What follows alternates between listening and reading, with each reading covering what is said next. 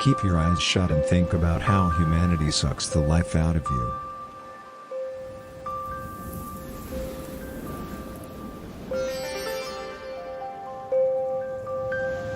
Entertain the idea these words of wisdom, divine be the wife, for the wife pardoneth the seed, and know that no individual yet scratched his own fat, yet wrote a poem about it.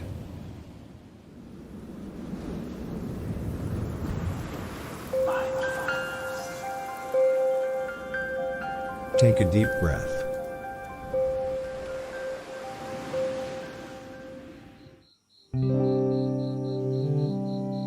Resume opening.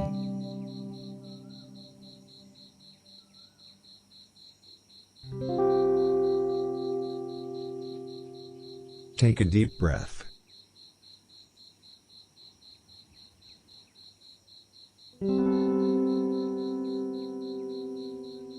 Always embrace the finances of being original.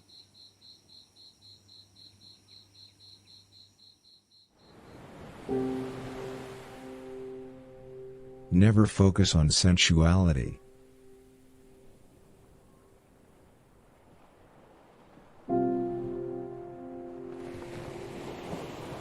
Inhale. And exhale.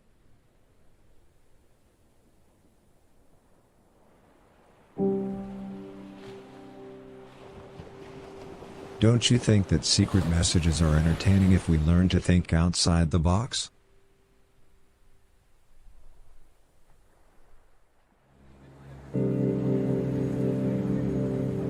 Can you feel how your bowels are annihilating the spatial dimensions?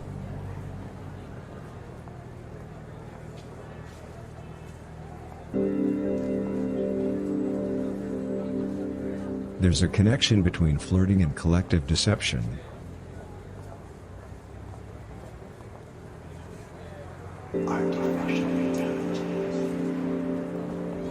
Say to yourself, my life is real.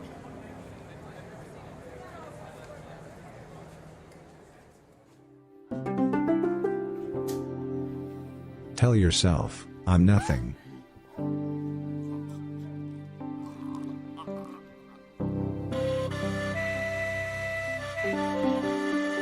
Take a deep breath.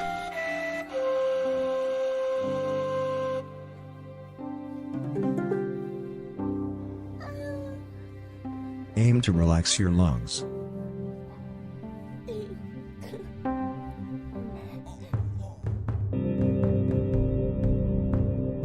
Dare to aspire to things that most people refuses to aspire to.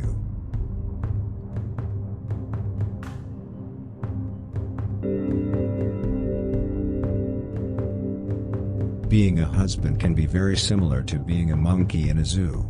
Involuntarily funny.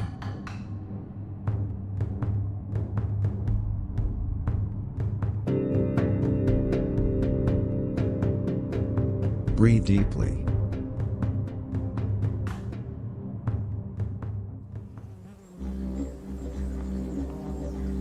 You are about to turn into a pathetic weirdo. In a good way.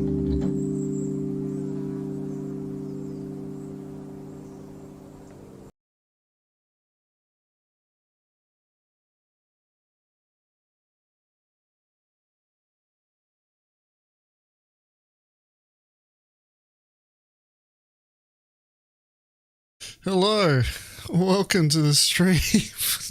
Give me a second, I'm gonna have to turn all this on. Oh, there we go. I hope everyone is feeling inspired today. It was certainly yes. Something. Are you all inspired?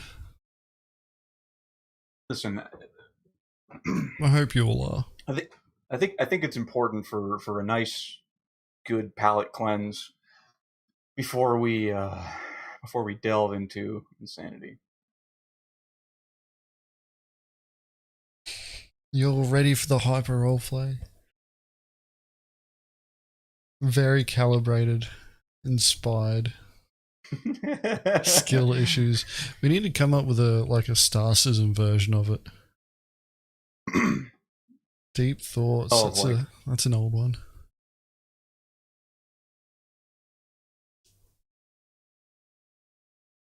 Oh god. Yeah, so you'll probably see a lot more of InspiroBot later on in further iterations of this particular program. Literally, Dobbs though like messaged me half an hour ago and was like, we need to do this thing that we spoke about last time, and I'm like, fuck, I haven't even looked at this again since then. Oh my god, it's so fucking funny, dude.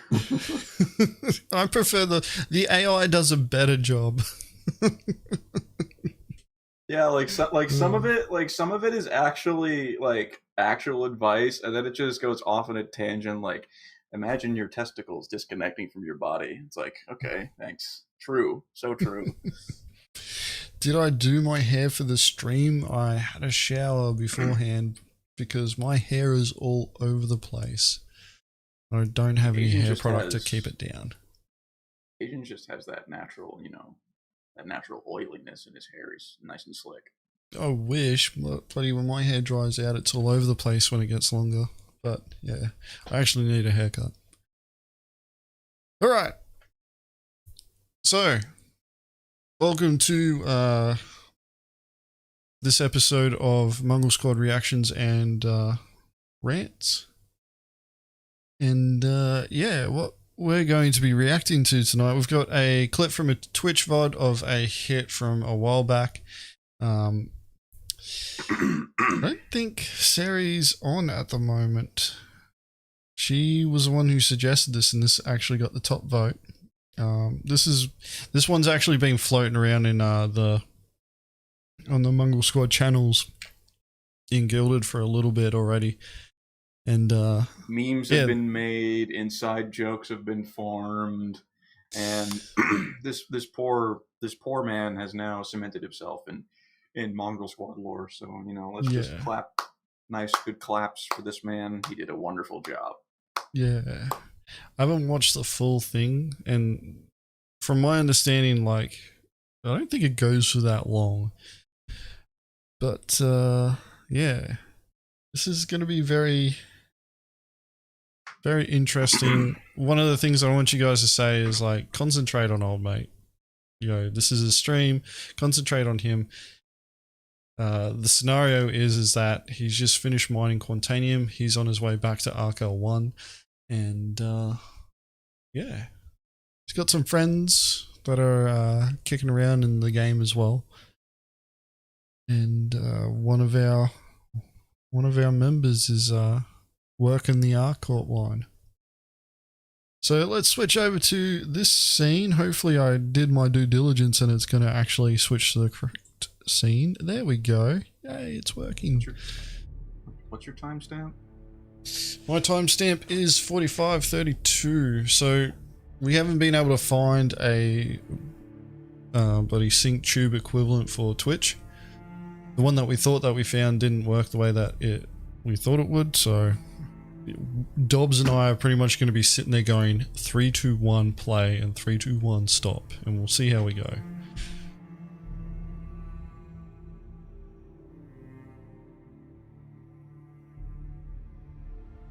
We're taking it back to basics today, chat. Yeah. Anyway. See, this is why we needed to get inspired. Yes. Because we were gonna have to go and deal with this way. All right, let's get this party started. Let's get this let's get this going. All right, Dobbs, are you ready?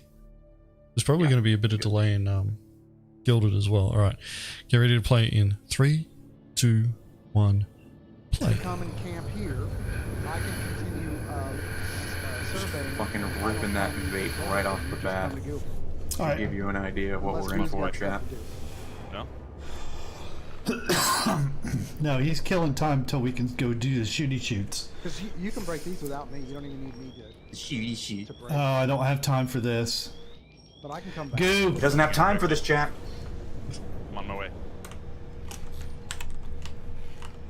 Nobody ever has time for this, by the way, apparently. Just try and flee. Just trying to re-jump. This is how bad the AI are. I'm screwed. This is a default This is a default action that players will do. Disabled Guru. Okay. One on interdiction. That's one of the party members. Alright, get ready to pause. 3, 2, 1, pause. Yep. Alright. So if you have a look in the top right hand corner, you may see the name of the person. Now, from my understanding, I don't think Old Mate's realised yet that he's actually dealing with a player. You do have AI mantis kicking around that will occasionally pull you out, but normally there's like a bounty hunter there smashing them, or they're the what's it called? The mantis is the bounty hunter, and the AI that they're fighting is like a Mustang or something. I don't know. Never pay Normally attention. by this point, you'd have been able to jump away. Yeah, like Old Mate would have just, you saw his first reaction. It was just to start burning, which is the default reaction when you're dealing with NPCs, because they just go static. But yeah. But as you can see, Probability volumes. yeah, the probability volume for encountering Mongrel Squad along this line is pretty high. All right, Dobbs, you ready? We're going to continue. Yeah. All right, ready? 3, 2, 1. Play now. Not very much. All right, I'm trying to go by.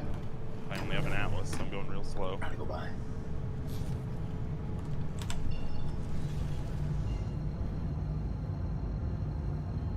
Are you serious, game? You're gonna have to go really far away, really NPC? fast. No, it's an NPC, and this is dumb. See, he thought it was a player for a second, then when it's an NPC. I'm max top speed at 1,000 right now. He's not going to escape that mantis, because the mantis's top speed is like 12, 14 or something like that. 1.3 out. Dome's kind of locked in at this point. We'll be there in no time. All right, I'm slowing down. 900,000. Either in no time. Full power to shields, I'm almost there. The good thing is, though, is like he's called in What kind of reinforcements. ship is it? I don't know, but it's saying I'm jammed. This is like he's already doing And I way don't more see than the ship. the I don't vast see the ship on my majority of people. radar. They're actually playing with Wait, friends. off away. Yeah. There it went. A Titan or a Cuddy Blue. I don't know, I find with the AI interdiction, sometimes they're not even in an interdiction ship. We're still talking about it as There if he it's is. an AI So interdiction. He's He right hasn't in front done of me. any It's a sort of mantis. like power management either. I can take that so long as it's not an Avenger Squadron player again. What kind of guns do you have? Take note of that, guys. The shooty shoot kind. I like that. That's my favorite. Look at them my way. shots, chat. Calibrated. If you can turn towards me a bit, I can help. I'm on my Why are way. you engaging so far away? Don't shoot. He hasn't done any power management either. That my Like, top it would have speed helped is him. Like, 1080, so I'm having issues keeping up. if he wants to keep Staying out of boosting. range. I'm almost to a dead stop. Alright. Look at Guru. He's already 20 kilometers I see the away. mantis. He's actually not It's a gaining player. distance by the looks of it, although. Yeah, Anto, he did. Now the shooty shoot's gonna happen. Alright, the calls are going Can't down even range. see the ship on his fucking. If you have a look, in the top right hand corner, you'll see a oh, sorry, Dobbs. 3, 2, 1, pause. If you have a look at the top right hand corner again, where you used to see the mantis in the MFD, you'll see a familiar name.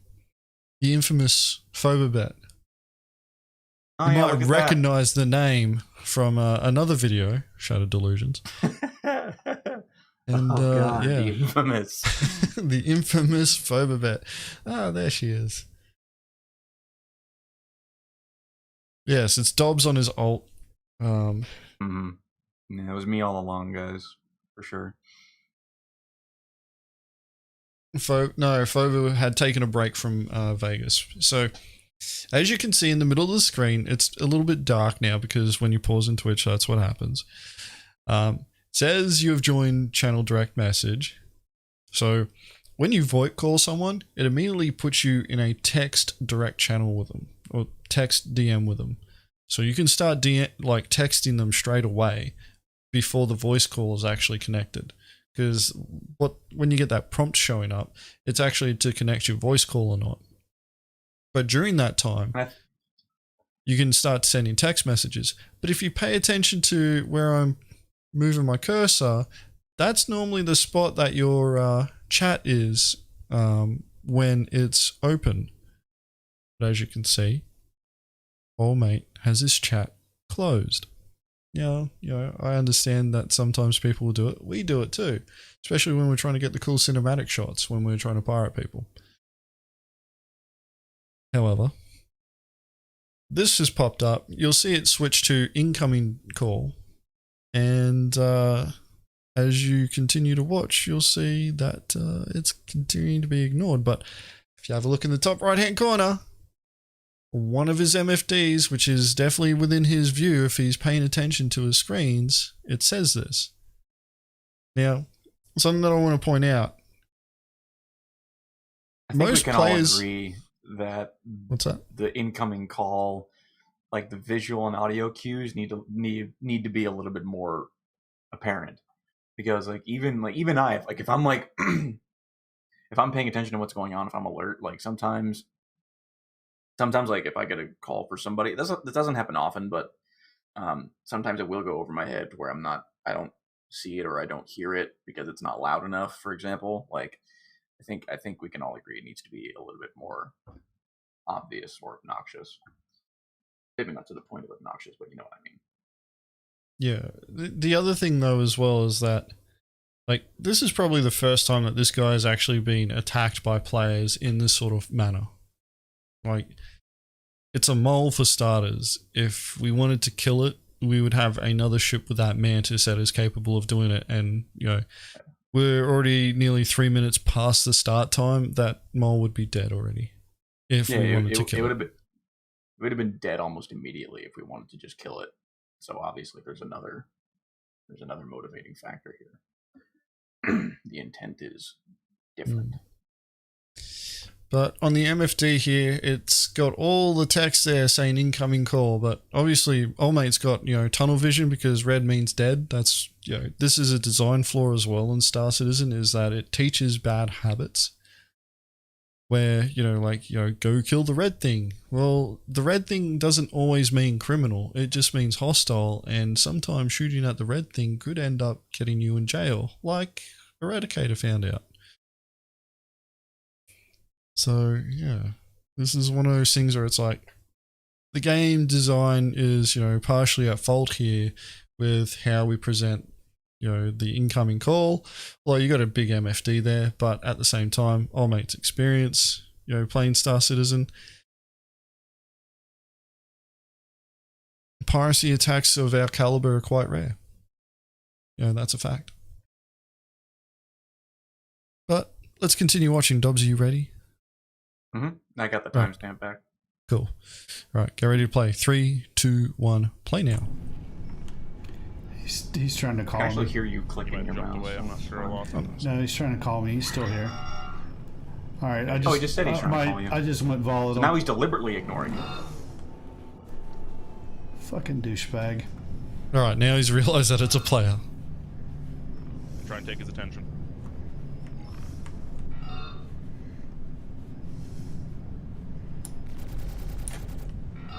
Now it's not a case where he's oblivious to the call, he just straight up ignored it. Which is actually pretty common behavior. Yeah, at this point, really, old mate should just be flying in a straight line towards his quantum travel destination and is pretty much his rescue. Ooh, he didn't flare enough there. His escort should be like just hounding that mantis. He's not doing any, power management at all either. Near him. Are you there? Yeah, but this is not the best ship for this. Yeah, it's pretty clear that. And that being said, I haven't practiced. He doesn't really know what to do here.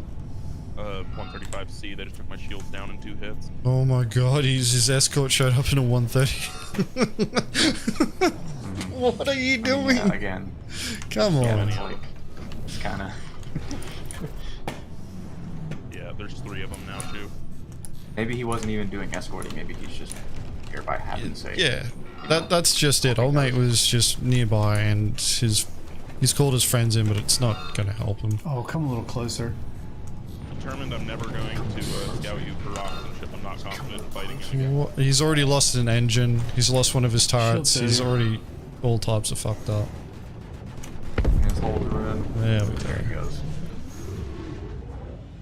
From an outsider's from an outsider's Pause this. perspective, you can see. 3, Yeah. 2, 1, pause. Yeah, so from looking at it from this perspective, it's easy to think that, oh, why did they just kill us? Why didn't they reach out and everything? Because like, it's not blatantly obvious as it is from our side, as it is on, this side of it. It's pretty clear looking at it from this side that, okay, they got caught. They were trying to reach out. Phoba tried to call him. Guy refused the call. And at that point, there's really nothing else we could do but to just kill him and move on. Like we went through the whole process in that time, and now that's the result. But it's pretty clear that not everyone can kind of put that together when looking at it from this side. I will give credit though. He didn't bitch out. He didn't try and bitch out in Alt F4.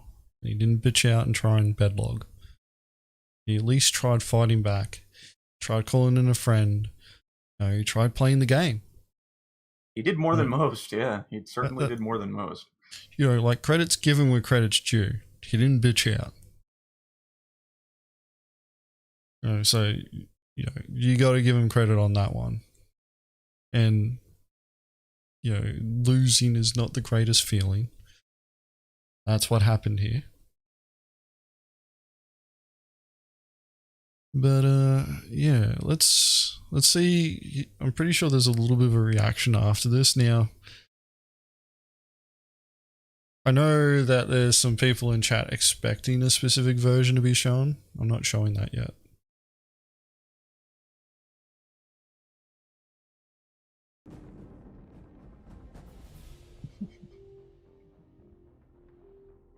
The following bit of this is arguably what people find the most entertaining, oddly enough.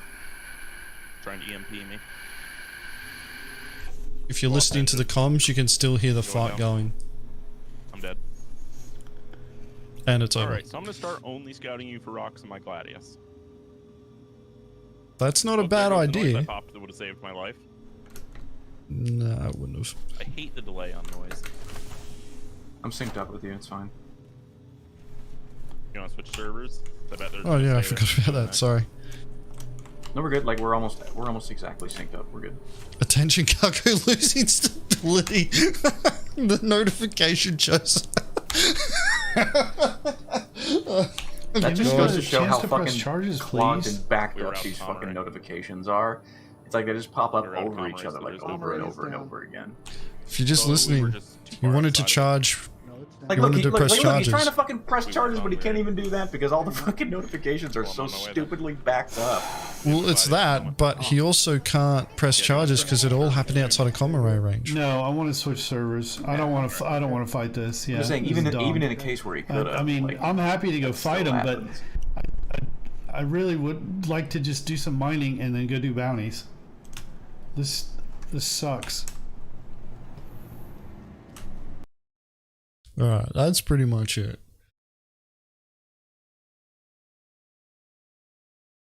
Now, I'm pretty sure that the tirade will keep going. I don't really want to get too much into it. But, like, obviously old mate wasn't ready for it.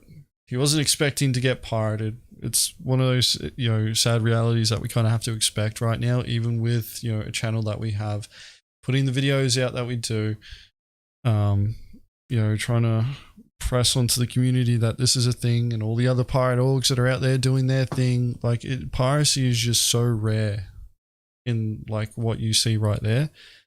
Most players don't understand what's going on. Old mate, even if he did know what was going on straight away, he made a choice to fight back, which is fine. I always, maintain the stance that when you do piracy, you're presenting choices to your target. And it's not always, you try and orientate the choices to be in your favor, but they don't have to choose, make the decisions that you want them to make.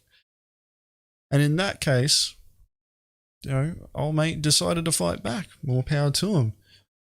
He didn't bitch out, which was great, Like, the fight wasn't going to last too long because he wasn't in the ideal ship.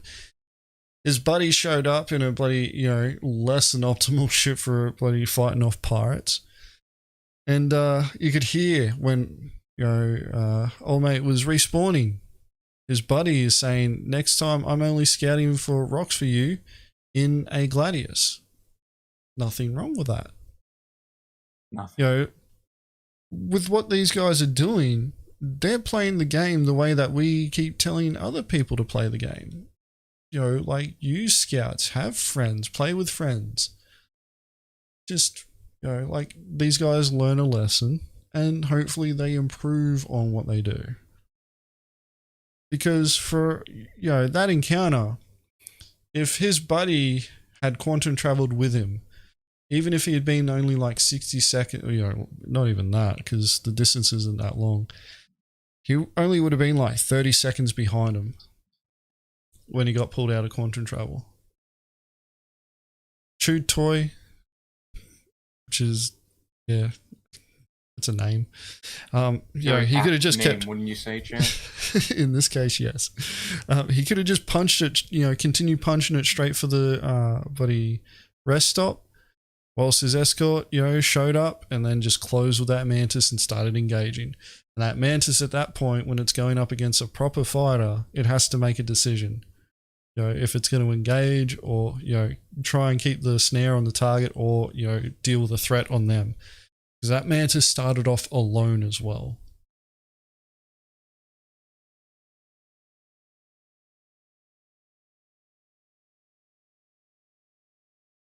And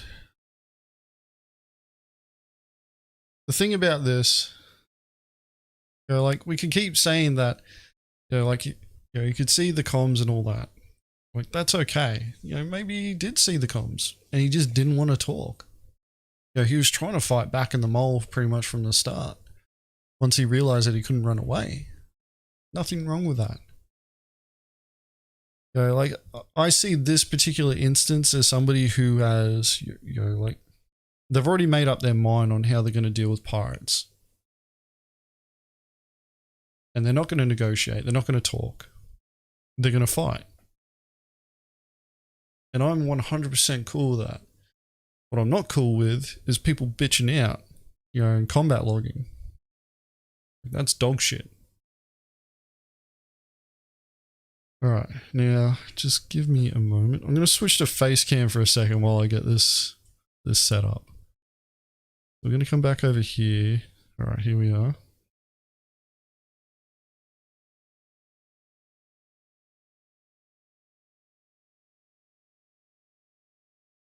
And I need the link. I know, where is it? There it is. It's in that one. Which one is it? Because I see two here in Gilded. And I need to know which one it is. Is it the cowboy one or the vape one? Or wape? You guys are going to have to tell me in YouTube chat because I don't know.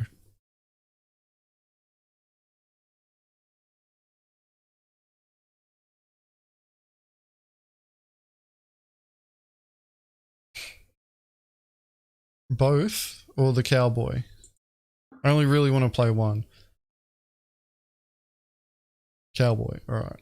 Let's do the cowboy.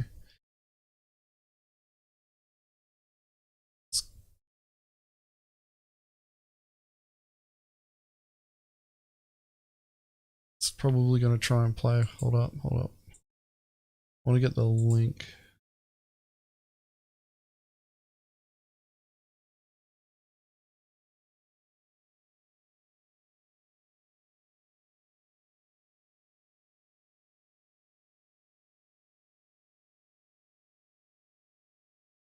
Don't tell me it's not going to do it the way that I want.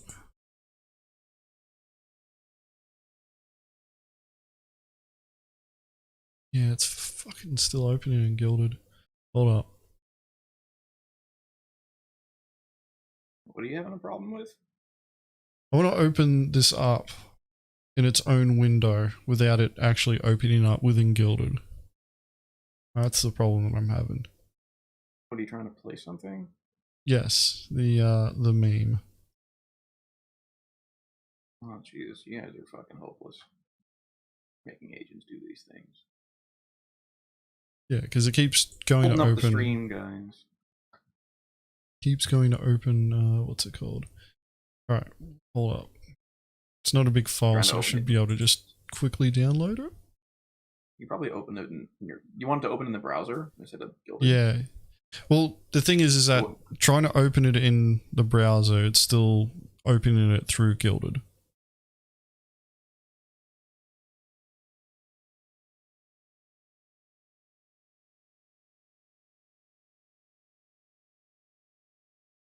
Will it let me?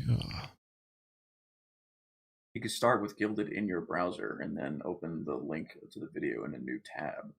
Yeah, I'm gonna have to do it that way. I didn't want to, because I want everybody to see our stuff.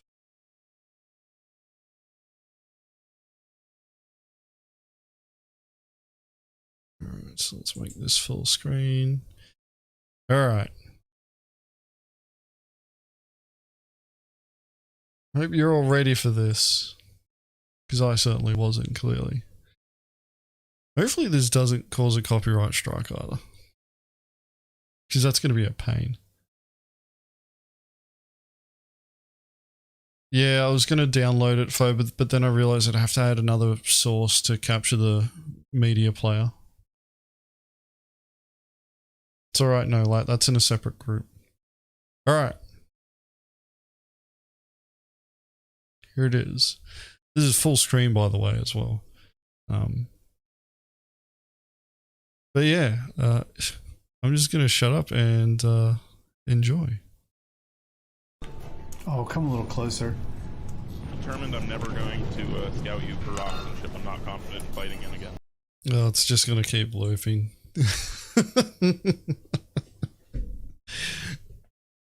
Just keep in mind, he did fight back. He didn't bitch out, so. But fuck, that was a. I'm pretty sure there's. What's the other one? Isn't the other one a fucking. Where he's doing a massive rip on that vape? The funnier thing is that as soon as he hits the vape, you slow it down to 0.25 speed, and then it's just for like 3 minutes. It's really funny.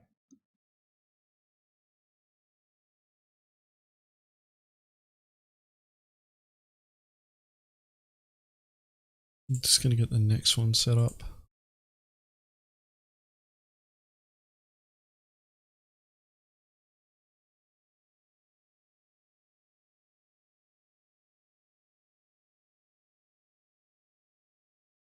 Why don't I vape? I value my lungs too much. Alright. I'm just gonna play the regular length first. So here we are.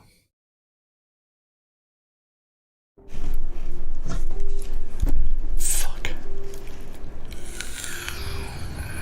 Oh my god, dude. Trying to EMP me. Fucking guy. Lost engines. Going down. Fuck.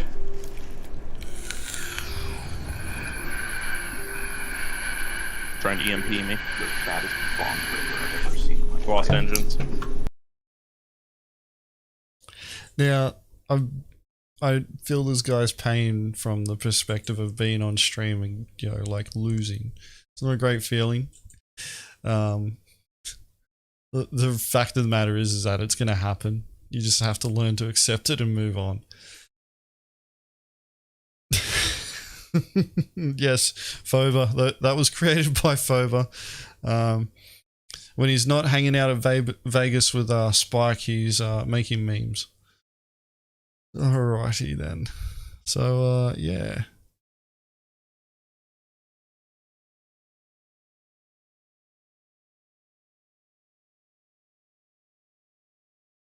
1,005. There, enter. Yeah, but Adrian, Jack Axton is a slippery motherfucker. Do you realize how long I had to hunt Jack Axton before we actually found him? You guys may know of a video on the channel called $1 Million Deal, right? And in that video, how long was it? Wasn't it condensed down to like 14 minutes? Something like that. And the actual hunt was upwards towards 3 fucking hours.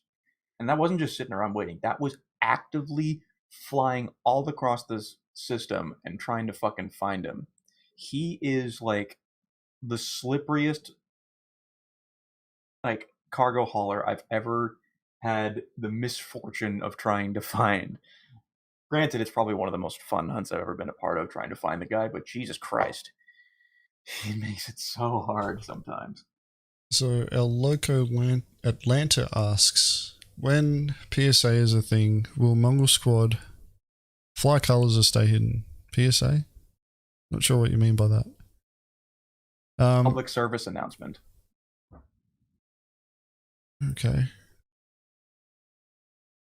Now, I would like to think that you mean PES and not PSA. Right, chat? We all in agreement? Thoughts on that? The thing is, I'll tell you now, like when it comes to Pirates flying colors, once you get a certain rep, you don't want to be flying colors until the last moment, because that's how it used to be done in the days of old. And you know, the principle still holds true today. We don't want our targets to know that they're going to be, you know, encountering pirates until we're actually ready to, you know, attack them. And the thing is that, you know, as our notoriety grows,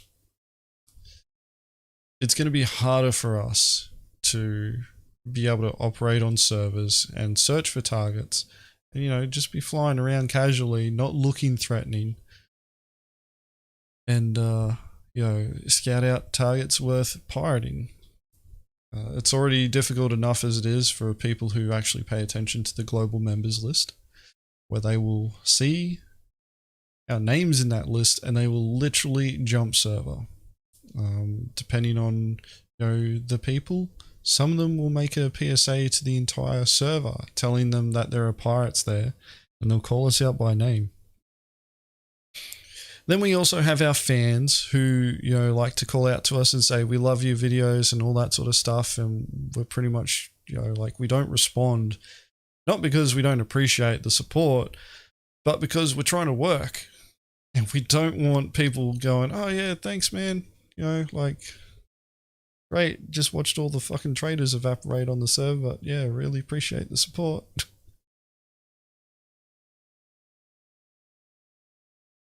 But, you know, like website scraping with regards to what you're talking about there with, you know, like everybody hiding their names and stuff like that. Website scraping is a thing. You know, we do it. Every organization that, you know, has a programmer will do it. Have their own databases set up and they're tracking, you know, who's in what org. And simply put, redacting everybody's names makes it harder. They can't just, you know, scrape the entire website and get all the names and then know, you know, that they're a part of Mongrel Squad instantly. We have a lot of people that join, you know, and they go through their trial membership period. Some of them don't make it, you know, some of them do. And our numbers is just going to continue growing, and anonymity is still a powerful weapon.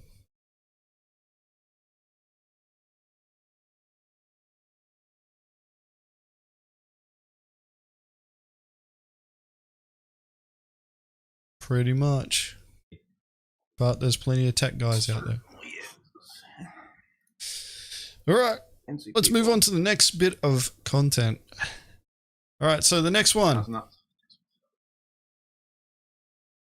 Tubbs, do you have this one? I'll post the link. I should have both of these. They're in the fucking description, Agents. Yeah, alright. Anyway, so the next thing that we're going to be reacting to is a Spectrum post.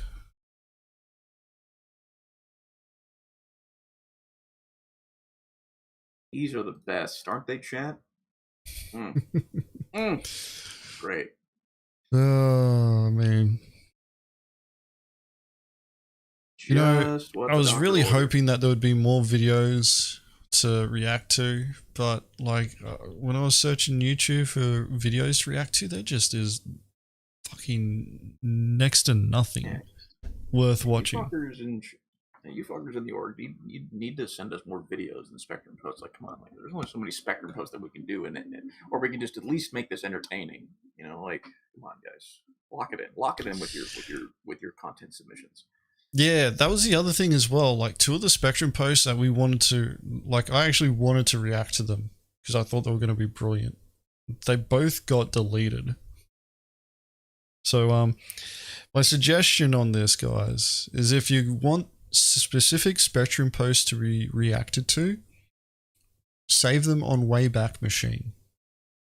So get them cached there so that we can then grab them from there just in case they're going to get deleted. If it's controversial and you think, yeah, the mods might delete it, throw it on Wayback Machine. Or just screenshot it.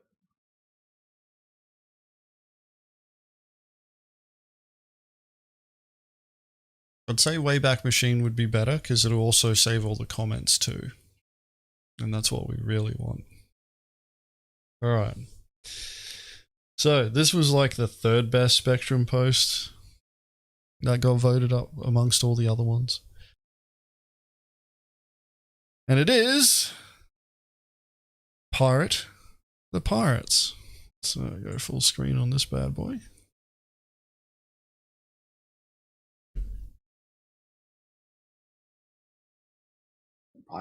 Pirate the Pirates. I already know of a couple of anti-pirate orgs that will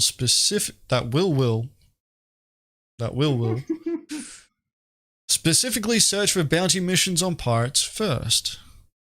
But what might be some good tactics for this? One idea that I had was one member could be flying a hole or a cat or something, going through a known area for pirate raids. Once approached, backup can quickly come in and eliminate the pirates. Simple, but sounds fun. Hit me up if you need a bait pilot. I'll play that role from time to time to help accomplish this. What other ideas do you guys have?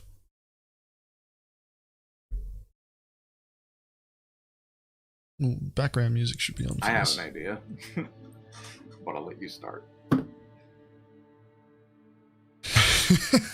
Blake's got it. Pirate the Pirates equals Alt F4.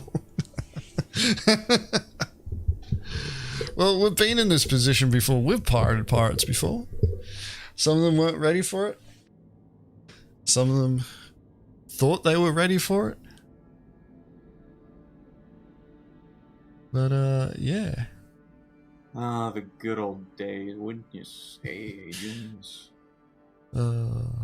But we've been in this position before as well. We've had Norg hunt us. Mainly the Oceanic time zone. They didn't hunt any of the others. And, because we're too fucking fat. We're thick up here. Well, during the time, it was like the Oceanic time zone was our largest group. And it got to the point, like the tactics that they were using stream sniping for starters. This was when I was streaming on Twitch on my own personal YouTube channel. Not YouTube, Twitch. I was streaming on Twitch. This was going back a couple of years now. Streaming there, and they were using that to find out where I was, and then they would try and bounce onto the server. They inserted a spy as a prospect to work out, you know, to get onto my friends list so that they could then join on servers that I would get onto. And, you know, this member wouldn't show up for events, but then I'd see them in the global member list for a minute. And then next thing they would disappear and there would be a bunch of these, you know, pirate hunters on the server. And when I worked out what they were doing there, it got to the point where they just started calling it, you know, out to the server. And they were still watching the stream, still stream sniping. And they were literally just calling out in chat, and this was back when we had 25-person servers. No, 50. We had 50-person servers, and it was just, you know, the call out. Like, cargo hauling was like one of the only things that you really could do reliably to make credits, and you just watch the bloody server list evaporate. 50% of the people just, you know, switch servers straight away.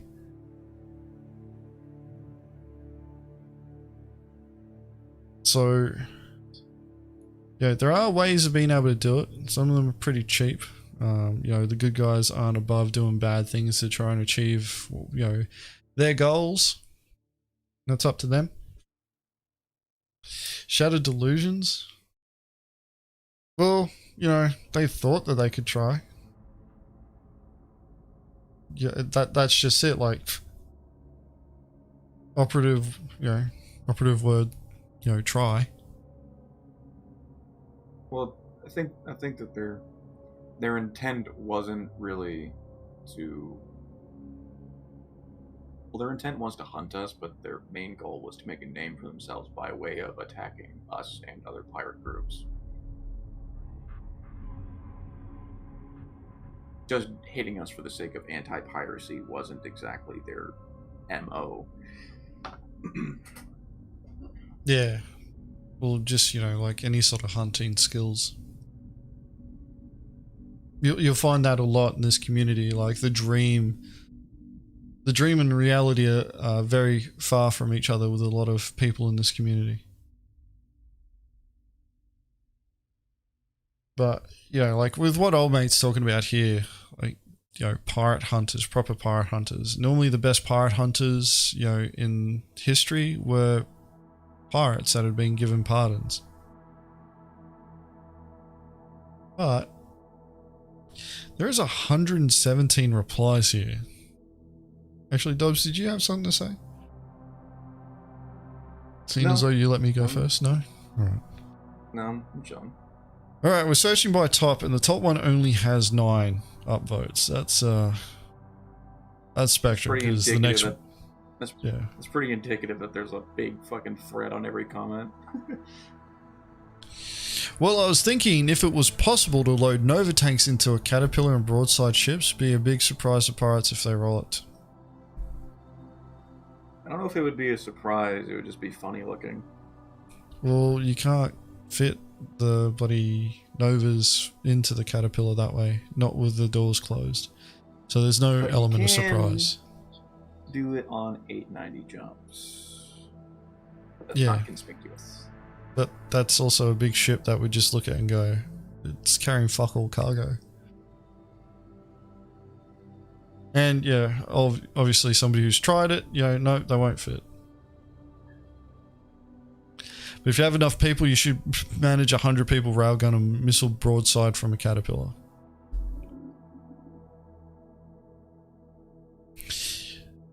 This idea is dumb as fuck. I was about to say, like, I mean, practically wise, yeah, it's pretty stupid, but from just something to do that's fun and different, sure, go for it. Go wild. The thing is like they're literally assuming that we're the equivalent of NPCs.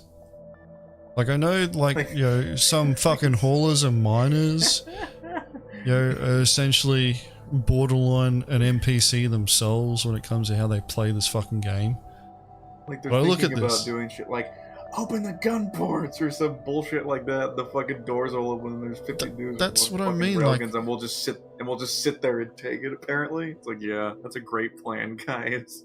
Like, go for it, please. I'd like them to do that because that'd be fun just to fucking shit on it all. that's just it. Like, yeah, like we've used, you know, messed around with using the Caterpillar as a pocket carrier for Merlins, for example. It was a little bit of fun. Yeah. But the thing about, you know, the idea is like you want feasible ideas. Like Old Maid's presented a semi-serious topic here. And given, you know, a pretty valid method of trying to trap pirates. You need to know that there are pirates in the area first. Like, that's probably the biggest hurdle. But once you know that there are pirates around, You know, a good old bait and switch, you know, that's 100% valid. And then they, you know, somebody throws this in there and I'd just be like, fucking hell. Like, if I was the OP, I'd be disheartened by this because I'd just be looking at this and I'd be going, these are the guys on my team. And this is their idea. Like, I can think of a much better idea that involves the same sort of premise that is so much better and would provide a lot better results against any random semi-competent pirate group. Like, let's say, for instance, that this semi-competent piracy group spots a prize, like a caterpillar, for instance, or they catch one, or they spot one at an outpost, for example, and they scan it and they're like, oh, there's only one person on board and he's got a full load of Laranite and titanium. They send their boarding team in. Their boarding team gets on board, and then all of a sudden they're gunned down by like 6 guys, and they're massively outnumbered.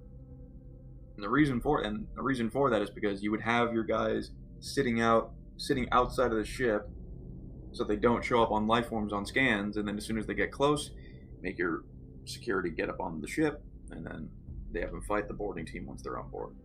That's not like a fully, you know, thought out plan. It's just something that I could like think of right off the top of my head, but like that's even more coherent and plausible than what they suggest.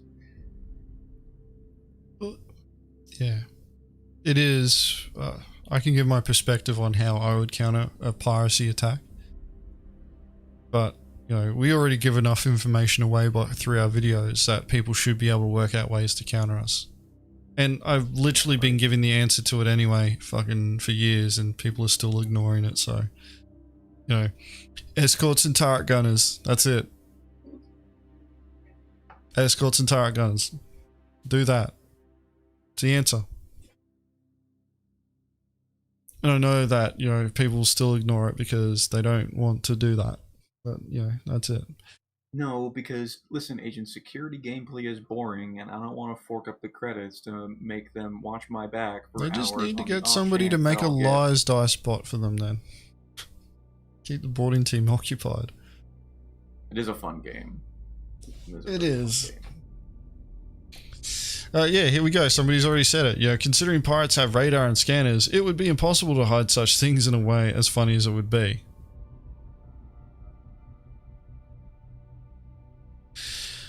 A machinima.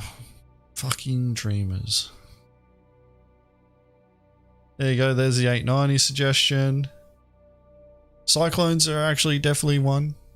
You could do it with cyclones. The MTs would probably be better because they've also got the missiles. But, you know, they're all facing one side, so you just avoid that side. You can actually make use of ballistas too. Like, those things are fucking stupidly powerful right now. Barely detectable. Can basically one-shot most of the ships, or most of the ships applicable to piracy, and just like, there are so many things that people can do to bait pirates into thinking that they, you know, can take a prize, and it's like, so, hey, look who it is! Look who it is!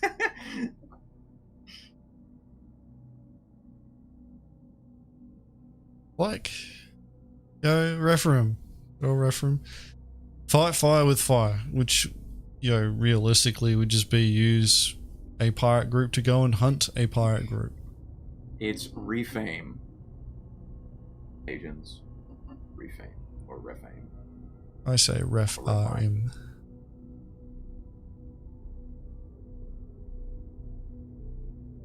Pepe taking notes.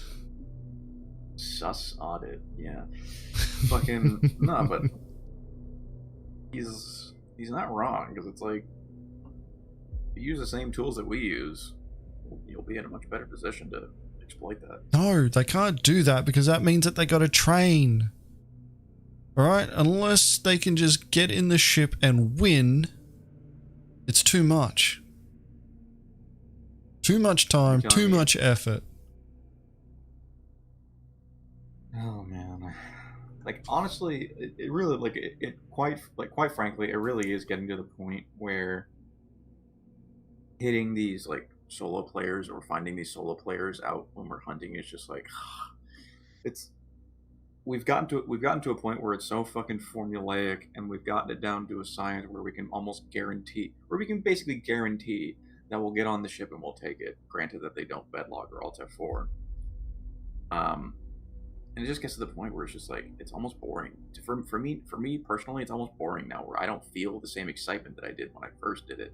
And now I'm looking to like try to find more organized groups that are hauling convoys and, you know, that have escort security and multi-crewed ships and everything. Like that's the type of gameplay that I want out of Piracy, and just not a lot of people, or even groups for that matter, are wanting to do that. And it's kind of sad. It really is. It's kind of sad to see that on the industrial side of things. The other thing as well, though, like we got Jumptown and Nine Tails happening this week, and those events probably won't go off as much as what they did when they initially came out, because everybody's worked out that if you want to have fun at Jumptown, you need to go find groups that are organized, that are willing to defend, and everybody wants to attack because it's a lot more fun. And then you end up with Space Dad conga lines who are all bloody forming orderly lines to pull out their little box and then go back, put it in their ship, and then go back to the end of the line and just rinse and repeat. You know, like you can, you know, live out the bloody, you know, Star Citizen version of no Russian only so many times before that gets boring. Like, you know, server meshing really is the key for where Jumptown will show its strength. But yeah, like it's actually an influencing factor as to why, you know, if cargo refactor goes away, that we're thinking it will for 3.18, and along with salvage, it's just, you know, red flag ops. Because if everybody, you know, the majority of the people that we encounter are solo, and the reason why is that they don't feel threatened enough that, you know, that they need to group up. And we know that we do, you know, like wield a small amount of influence through our actions, where people watch our videos and they start freaking out that they're going to get attacked by pirates. So, you know, just, you know, make it known. Bloody 3.18, if cargo refactors in and it's working the way that we want, you know, it's red flag. No mercy, no quarter, no exceptions. We'll take everything. And, you know, there's another phrase that I want people to understand as well with salvage. Every ship is legitimate salvage for us. Every ship. So if we can't make money, like if you're not carrying cargo, that doesn't mean that we won't attack. Because we can still salvage your ship. Hull scraping's a thing.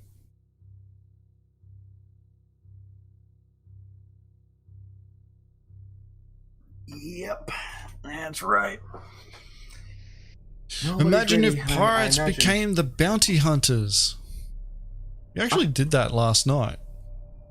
Oh, yeah. Towards the end of the Oceanic event that we run, we actually like started hunting for a specific bounty, and then they just left the server.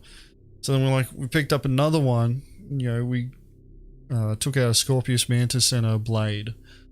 We're like, all right, we're gonna go chase this guy down. They were like 500 kilometers away from the closest quantum travel marker, so we managed to get to the, you know, close to it, close with him. Man, just put the snare up, chase this guy for, you know, probably about 10 minutes. And just as we were about to secure the kill, he self-destructs so that we couldn't get the payout. What is it that Benoit said during a fabled SCL at this point? Chat, you want to answer this question? What is it? Need to set up a button for that, so it just plays. It's yeah, a true. bastard I can move. put it on my soundboard. I can put it on my soundboard actually. Yeah, it's probably a good idea.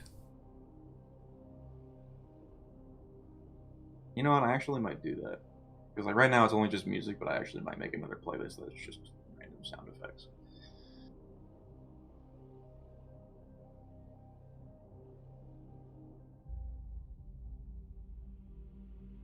TDL was saying this morning that CIG hasn't said you could steal other people's cargo in Cargo Refactor. They haven't said much about Cargo Refactor, but I know that they have said that with Cargo Refactor you'll be able to move cargo on somebody's ship.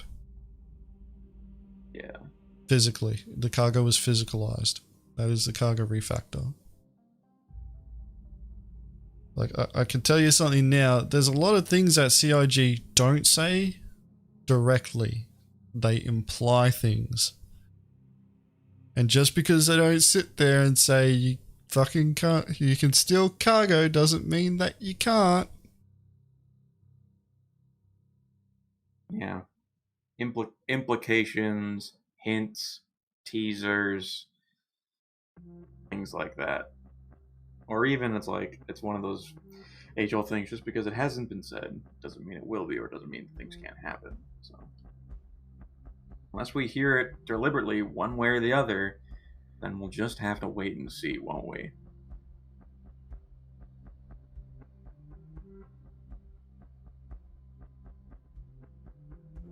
Just gotta turn what Benoit was saying into like a song. Yeah, giveaway. Yeah, giveaway. Oh god, like I'm just looking at this and it's just, you can do this now. Like literally the OP has given the main method that you would do it. And you could do it now.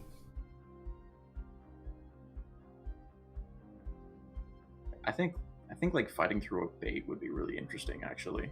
It's like, I'm actually not against this. I'm actually on board for, you know, more proactive methods of anti-piracy, because it just provides more interesting gameplay. I'm not going to sit here and be like, no, you're stupid. Or, you know, like, the proposed methods may be stupid and they won't work, but the premise of the OP, you know, figuring out ways to do it, I'm all for. It's like, yes, it's like, we want you to fight back. We want you guys to fucking, you know, be more of a challenge. It's like, I feel like I'm just fighting NPCs at this point. And I don't want to do that. Boring. Ugh.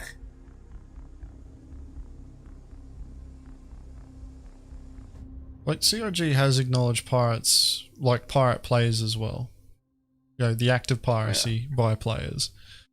You know, they, what was it, after one of the Star Citizen lives, they raided Space Cutlet. They raided his stream. And he opens it up, I'm a griefer. I fucking love his opening. Yeah, that's, oh my god, yeah, brilliant. the way he opened it was so fucking funny. Yeah, shout out to Space Cutlet.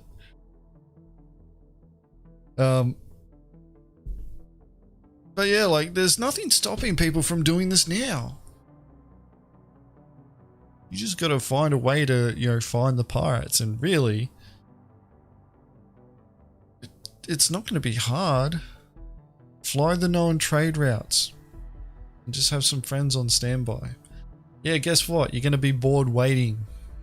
Guess what? Our boarding teams do that too. They sit in the back of a ship and they wait. It's part of the job.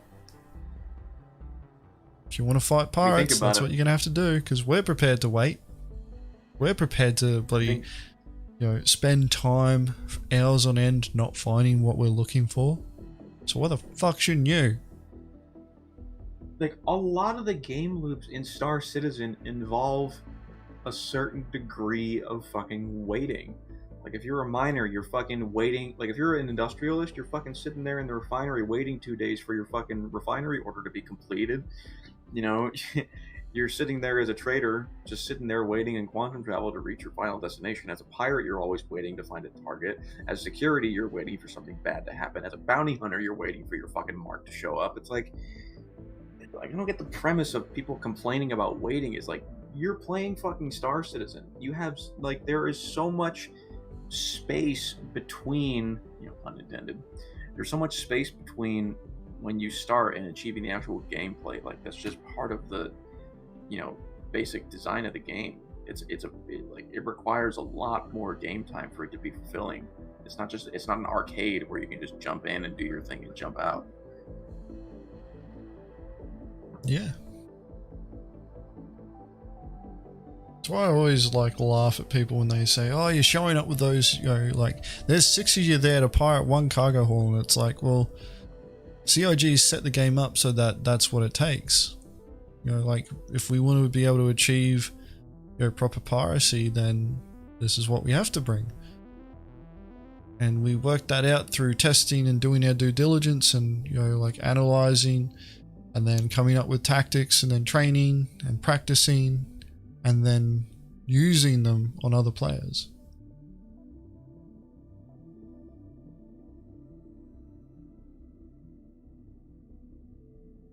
Yeah, it's one of the points that I brought up in the stream on Salty Mike's Answer the Call a couple of nights ago. You know, like we do all this prep, why the fuck should somebody else who literally just is fat arming it in a C2, they just rolled out of bed, fucking walked to the pilot's chair, got in, they just put boxes in their ship, they're just moving boxes from one place to another. They don't do any prep, they don't upgrade their ship, they don't bother with escorts, they don't, you know, plan their routes, they don't try and dogleg their jumps, they don't do anything. They're in effect acting like an NPC in all but name. Why should they be given an out when they get attacked by an organized group who has prepped, synergized their group, and then bloody, you know, trained, and they've probably spent the last, you know, 2 hours looking for a target? Why should, you know,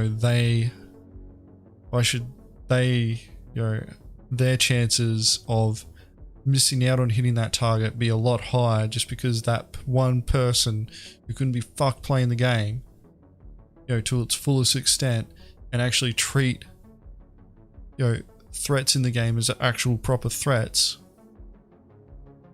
Why should their chances be diminished at the, you know, bloody cost of placating a fucking Care Bear's feelings? That's why I always say fuck them in that regard. Like, you know, the first video, oh mate, as I said before, you know, like I've got no problems with his actions. He fought back, he didn't bitch out. You know, I wouldn't call him a Care Bear 100%. He was doing Care Bear type activities. He was playing with friends, they tried helping, he fought back, made a decision on what he was going to do. May have had a bit of a Suki Lala like later on in the stream. That's a normal reaction for people, you know, like people don't like losing. But, you know, once they calm down a bit and do a bit of self-reflection, you know, old mate was already doing it before he'd been blown up by our guys. You know, next time I'll be in a Gladius and I'll be scouting in a Gladius for you, looking for those rocks in a Gladius in a combat ship, so that next time I'm not useless. Like, that is, you know, that's a good train of thought right there. And this, like this particular post, like, it's good to see it, but the responses are just disappointing. It's like, come on, guys, you can do this now. You can do this now. Why are you like trying to fucking, you know, talk about things that you can do in the future when you can do it now? It's going to take time, it's going to take effort, but it's possible now.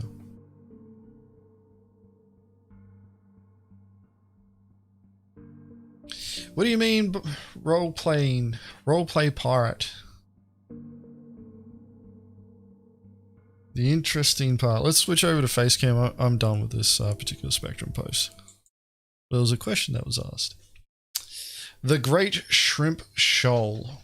With cargo refactor, does RP pirating just disappear? No quarter, no negotiations or extortion.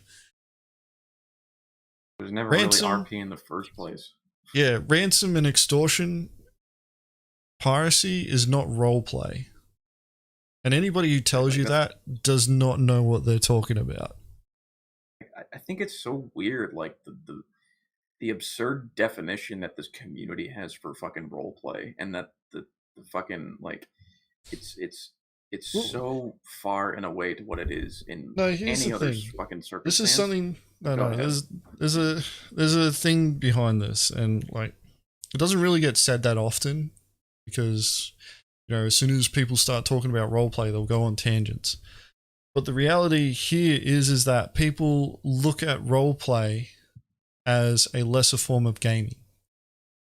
Like that's a stark reality. If you don't engage in roleplay, you look down on it. So when people sit there and, they're saying, oh, if you're, engaging in ransom or extortion-based piracy and you're role-playing, then, like you're engaging in a lesser form of gameplay. And that's what they're trying to push there. The reason why we engage in ransom and extortion-based piracy is that we can gain more profit. It is as simple as that. The other person doesn't have to respond. They don't have to talk. If they don't want to engage in the discussion, they don't have to. When people keep sitting there and saying, like, oh, you guys are doing roleplay when you do extortion or ransom-based piracy, well, then you're role-playing a fucking criminal. You're role-playing a space trucker. You're role-playing a miner. Everybody's a role-player at that point with that logic. That's facts. I think because like they see it as like a since there's like a gap in what they think is like viable gameplay, like since oh, you can't actually make a profit out of what you're doing, then what you're obviously doing is role play, when our motives for that are so not that. For example, like, the reason, like one of the reasons why we do extortion and ransom based piracy is because like, and we talk about this in our Mongrel Pirate Academy series, where ransom and extortion is a form of piracy from a profit first standpoint, where if you want to make a profit out of what you're doing, the best way to go about it is through ransom and extortion, by extorting something out of the player, threatening to kill them or do something else if they do not pay you. And also, step beyond that, if you actually take something from them and ransom it back for a price, since you can't actually create value out of that thing. Okay. And also, the other reason why we're doing this is because, one, we wanted to show the community that this form of piracy is a viable thing that you can do right now, and you have been able to do it for years, ever since we were able to create money transactions with the combat assistance beacons.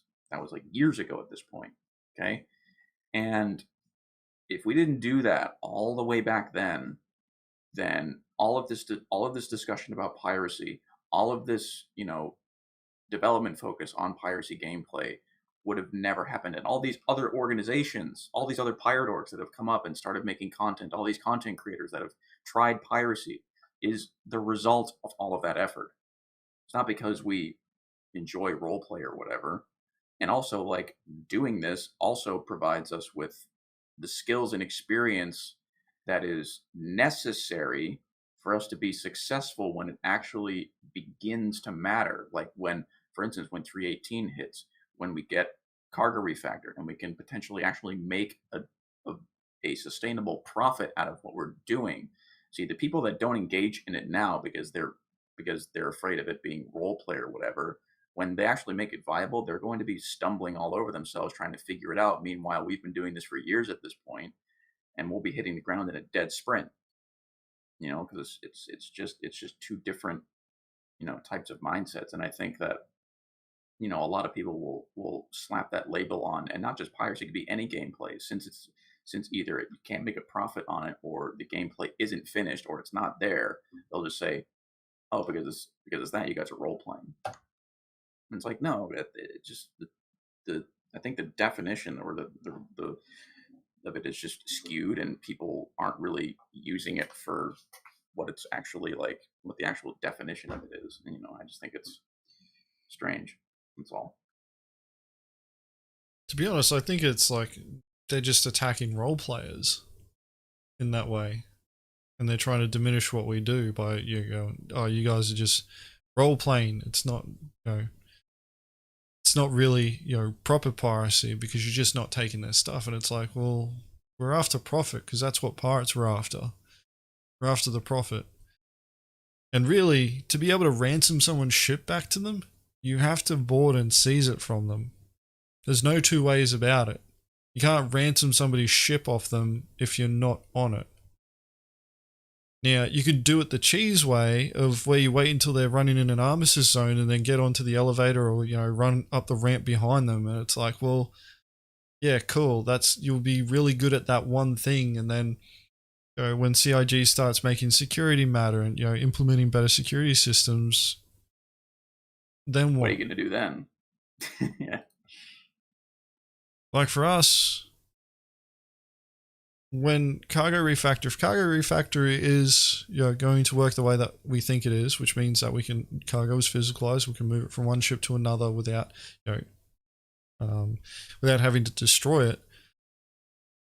We've already got the boarding ship part done because we practiced, because we used ransom-based piracy as the incentive of doing shipboardings. So while everybody else is sitting there going, oh shit, you know, now we got to work out how to disable a ship and bloody deal with turret gunners and deal with counter escorts, we're already there. Everybody's playing catch up to us. It's as simple as that.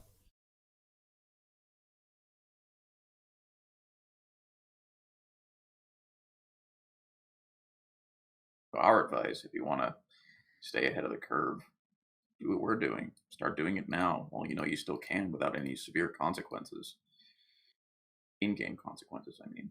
Yeah, you can make the mistakes and it won't matter. Yeah.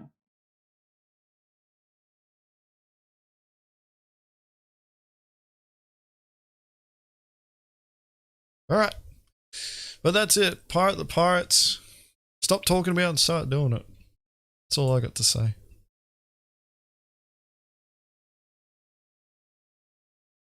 It's one of the reasons why we're as active as we are, because it's one thing to talk it, it's another thing to walk it.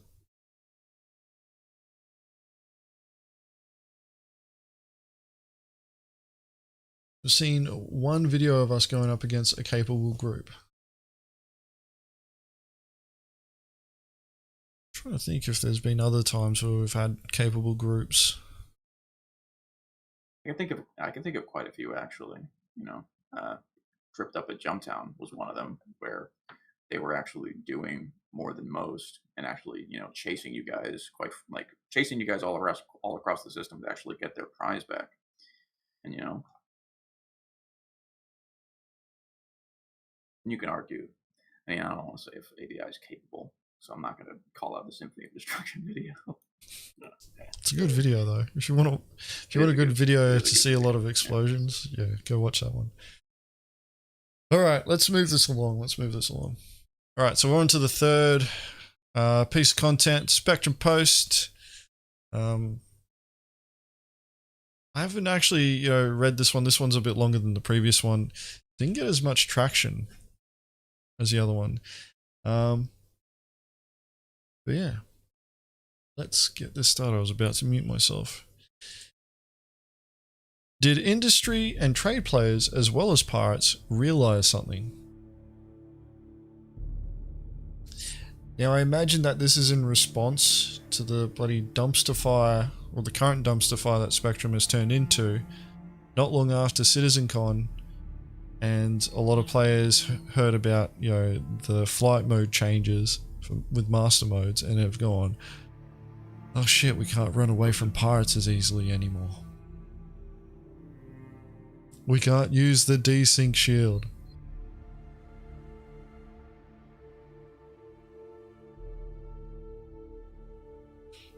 Alright. Hi there. I see a lot of interesting threads about how the game should be in favor of lawful pirates, or how it could be in favor of pirates, with each part trying to argue about why they should be at an advantage in the game balance, etc. Shortly, all I see are debates about external competition between two job-related factions. What about internal competition? Before arguing against pirates, did haulers and miners realize how fierce the competition between each other will become? I've spoken about this before. And that a well-done piracy job could bring something interesting, that acting as a selection between the skilled and unskilled players? And before arguing against haulers and miners' security or lack of skills, yes, some players do, did pirates realize that the other pirates are even less likely to be their friend? And that the hunter of a time is very likely to become the hunted hauler of the next time. And before that, did they even realize that haulers / miners are above all their first source of revenue rather than their sworn enemies? You have to, and that the hunter of the time, that part made sense. And before that, did they even realize that haulers and miners are above all their first source of revenue rather than their sworn enemies? Not sure what they mean by that. And what about the very essential point? Yeah. What about the very essential point of balancing between the both? What if piracy became so easy that everyone is a pirate with no one left to hunt? My very point is, before wanting to kill a gameplay to feed another one, be sure you won't kill both in the process. Works in both ways. Remember one thing before allying with anyone against anyone: your first competitor is the one that play the same game as you. As a pirate, I'd be glad having happy haulers to regulate rather than grumpy or worse, absent ones.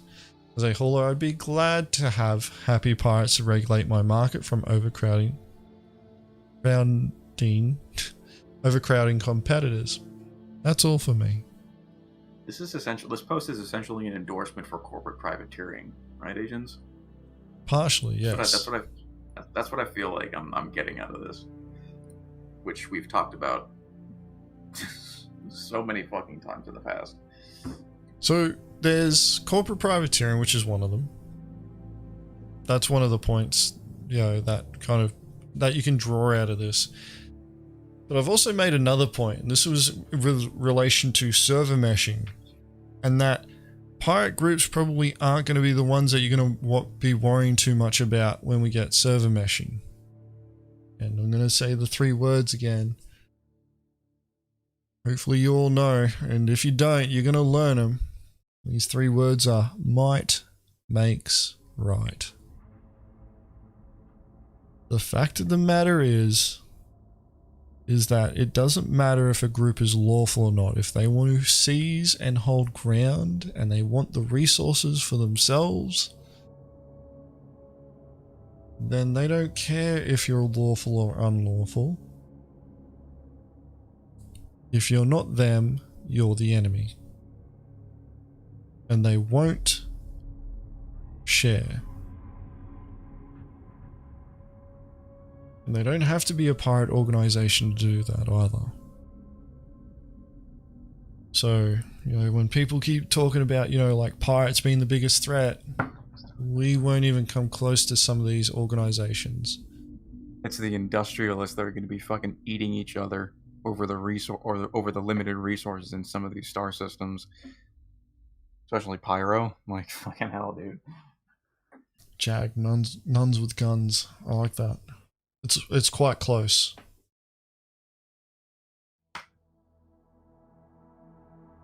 But yeah, like what's the other saying that you have, Agens? What is it? Prior preparation and planning prevents piss poor performance. Yes. Yeah, it's not really applicable to this topic, but yeah, it's one of your other phrases.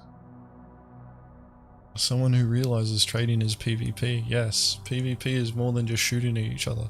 Racing is a form of PvP. Did you know that? Yeah.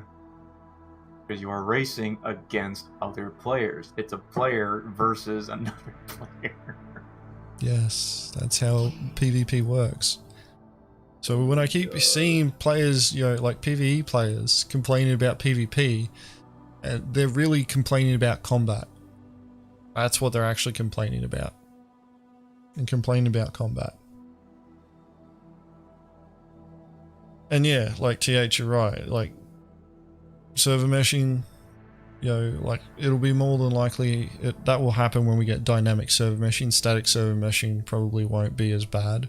But dynamic server meshing, that's when we'll, like, start feeling the full force. Like, like giant orgs, like what's going to happen is that giant orgs that are actually able to organize and gather the numbers and resources, they will lock down certain planets or even certain star systems if they have the might for it. You know, like, and it's going to take a fucking force of God to try to remove them from it, you know? Or a group, you know, just as, you know, equally, you know, as big. Yeah. Well, you know, like the PvP slider that comes in is literally whether or not you hit launch. Like, yeah, a lot of players just don't understand that yet. And with what Old Mate's talking about here, you know, they're trying to present points where it's like, you kind of need each other. And that's true. Like, we need cargo haulers. You know, we need miners. There's only so much piracy that we can do against other players. Even though I say, you know, like 318 legitimate salvage, everybody's, you know, valuable to us. Because we can salvage their, bloody, what's it called? Their Rex. It's probably not going to be very valuable once everybody starts doing it. And we oversaturate the market with scrap. We're going to need other things. And ships aren't going to keep getting built out of scrap. So, yes, we acknowledge that we need haulers. And having, you know, hauler friends will help out too. Industrialists who are friendly to pirates. But we can't be friends with everyone. We do need people to pirate.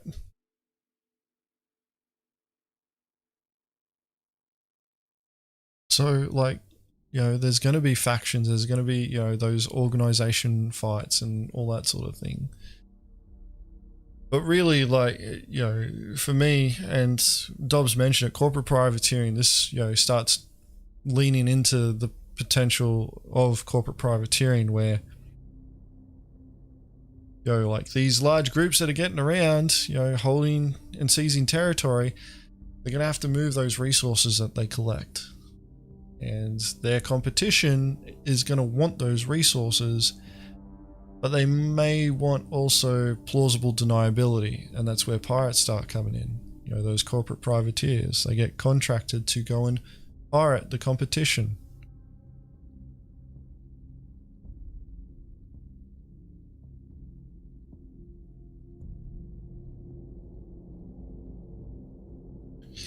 Well, at the moment, the PvP slider is attached to your throttle, and it's just fly as fast as you can, and hope that they didn't bring the stopgap for your PvP slider for working.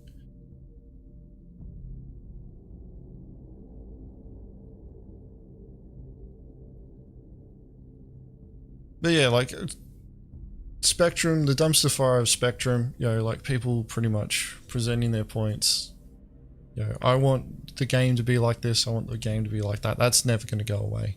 It just flared up again, especially when topics that could be related to piracy get brought about.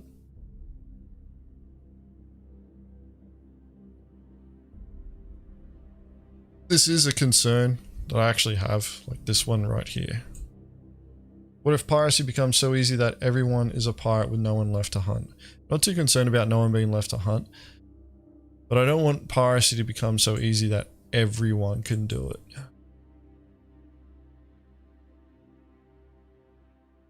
I still expect it to require fighting against. Yeah, Like, I still one thing that I'm absolutely against, for example, is if you just blow up a ship, like if you find a fucking cargo hauler out there that has a full load of laranite and you just blow it up and you get 100% of the cargo yield, then that reduces the barrier of entry to piracy to the degree where the skill level is somewhere buried in the ground, out in the backyard, whatever, you know, because like at that point there is no need for QED, there's no need for EMP suppression, there's no need for boarding, there's no need for any of that when you could just fucking ram the ship and then your buddy can come over and just scoop everything up without any consequence. You know, that's something that I hope, you know, CIG doesn't do with cargo refactor is, you know, I hope the yield, if you just blow up the ship or even jettison it, is not 100% of the total tonnage. Yeah, like loot pinatas, we're against that. Like, I know that there are pirate crews out there that's how they're going to approach piracy. So if that's how you want to do it, more power to you. I'm not for ships being loot pinatas though. So like, your lack of willingness to put more effort in should not equate to the same profit margins that I gain. Because I will board ships, I will seize cargo, I will seize the ship, and I will do it my best to do it so that it's all intact. As opposed to somebody flying around in Eclipse and just torping ships. Like, the economy of effort between those two forms of piracy do not equate at all. Nor should they. I'm not against people wanting to do that. I'm against CIG making it just as profitable as the way that I want to do piracy. Because mine takes a lot more effort.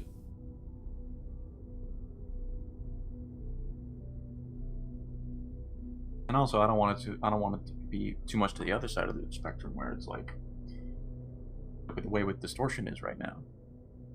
With certain components that we deal with, certain size 3 military or industrial grade A components, they have reboot timers they have distortion reboot timers of like 5 seconds.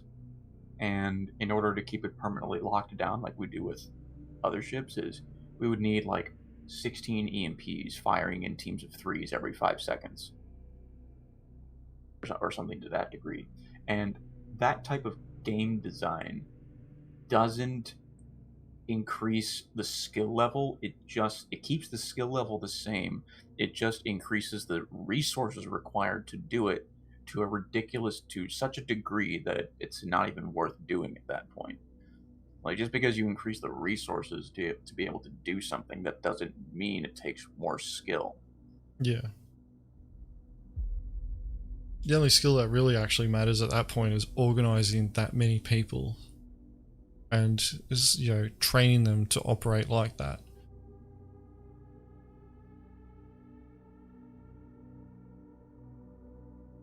Capital sized EMP. I'm pretty sure at that point they'd be relying on like EMP torpedoes, which I have said it was going to be a thing.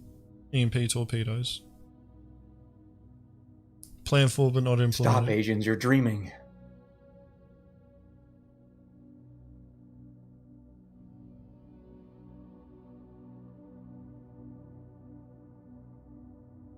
Like,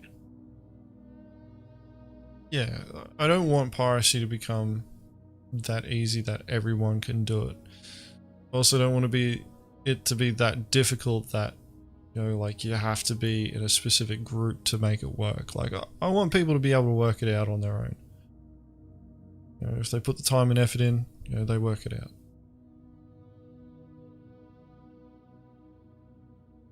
But, you know, we have the Mongrel Piracy Academy, so, you know, we've got a tutorial series there. Quite a few of them are now out of date though.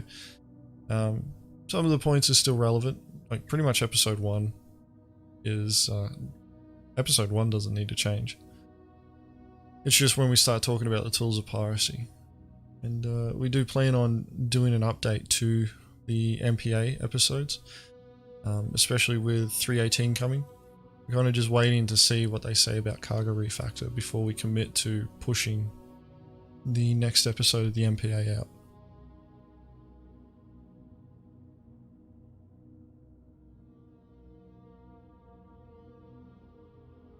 So, but I'm like 100% on board with that. Boarding torpedoes. Like, I've said it before in the past, like, I just, you know, like, I just want to that harpoon. That is literally the fucking cleaver. Is essentially a boarding torpedo. That's literally the cleaver, where it gets shot out of the Vandal bomber. It has those giant fuck off metallic spikes that puncture into the ship. The airlock chews open the ship, and then the Marines inside would then board through that. That's why I want the fucking cleaver, man. Give me the goddamn cleaver. I want it.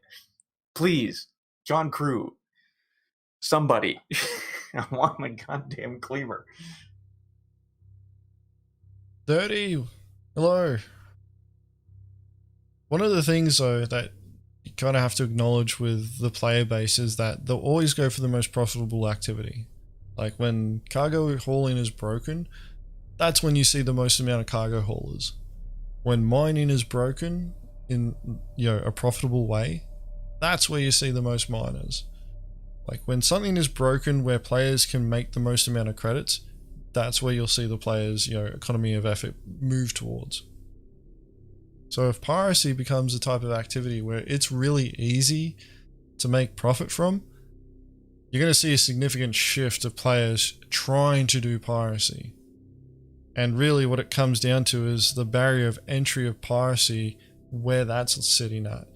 You know, it can't be too low because you'll just have a flood of players doing it.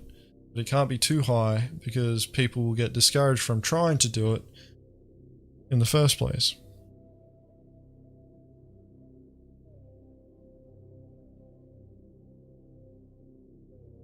If we're going to get the cleaver, I would say that the function that we get out of it is that it attaches to docking ports. That would be the closest. That's the extent of how it would work, because the way Which the I'm cool ships with. are designed is that they're not fucking malleable. You can't just cut a hole in the ship and enter the way you want. It's not how the ships are designed in this game, which is unfortunate, but that's just the reality. Yeah. You know, so I would accept just being able to just puncture around the docking collar and board that way. You know, fine, I will accept that, whatever. But god damn it, I still want to do the former. I want a harpoon, like a literal harpoon. Fire a harpoon into a ship, into the side of it, you know, with a rope attached to it, and just shimmy across, you know, during mid-board, you know, mid-flight. Disable the target ship, fire a harpoon into the hole, shimmy across the rope, enter the ship. Harpoons, that double functionality is also a zip line. Yes, that would be brilliant. Love it. Handcuffs are coming sooner. Handcuffs are going to be in the game before my harpoon is, no lat, so you've got that. I think one of the actor feature teams, I think in one of the recent monthly reports, talked about restraints for players. I don't know if it was like zip ties or handcuffs or something like, but they talked about like some kind of bondage to be able to put. Well, it's for bounties, bounty hunters. That's the intent, bounty hunters.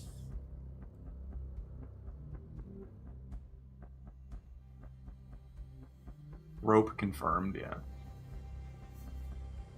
Yeah, Dirty, the way I see it is that piracy will only compete with the other careers in terms of money when you've got the right crew. And that's kind of the difference between piracy and every other profession. Well, bounty hunting will probably come close to it as well, because if you want to like be making the most profit from bounties, you're probably going to need a crew. And they're going to have to be skilled.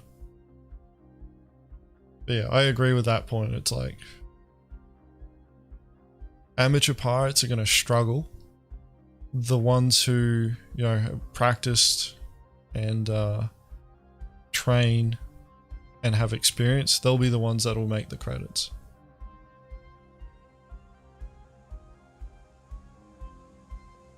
Jetpacks and parachutes, 100%. I want to do what, you know, what was it? What episode of The Mandalorian was it? Where they did that shipboarding with jetpacks. 100% that. I want to do that. Yeah, jetpacks. Shipboardings cool. In general. More shipboardings. Yeah. Climbing spikes. Yep. Yeah. I think they ruled out the idea of mag boots though. For now, we'll have to wait and see. Alright, we're back to the face cam. I think we've had enough of that particular thread. It didn't have much traction behind it. Like, yeah, even the comments weren't that great. Not much engagement there. Alright, now, next one that we're going to be doing. The bonus content. We have bonus content because really, I actually didn't think that we're going to be talking that long, and we're still under the 2 hour mark. So, First Now, time this ever, is... chat, I think. No, we'll probably go over the 2 hours because of this now. I haven't watched this video yet, Dobbs. I'm just dropping the SyncTube link here. Okay. Oh, dear Lord. Oh, this ought to be good. Yeah. Now, this came from a Spectrum post that led to a playlist. And we're mentioned at some point in it, apparently. I haven't watched the whole thing. Are we? I think I watched the first 30 seconds. Oh, God. Here we go. But I wanted to save this for this, so this is like a pure reaction. It'll be interesting to hear their perspectives. I don't think what they're talking about is based on experience, though. And what is this by? YouTube channel by, may I, Agens? I'll reveal and then you can go into the details. There we go. It's up there.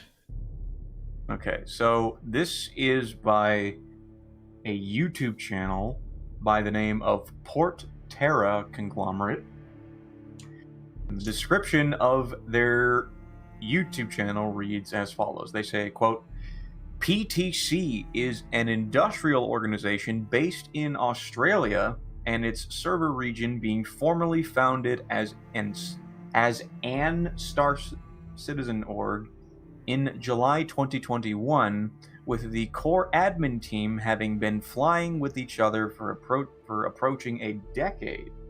We aim to be able to operate on thinner margins than anyone else would think was possible, exploiting opportunities unknown to others through their being overlooked/discounted, or being able to leverage our diplomatic contacts into manually beneficial economic opportunities.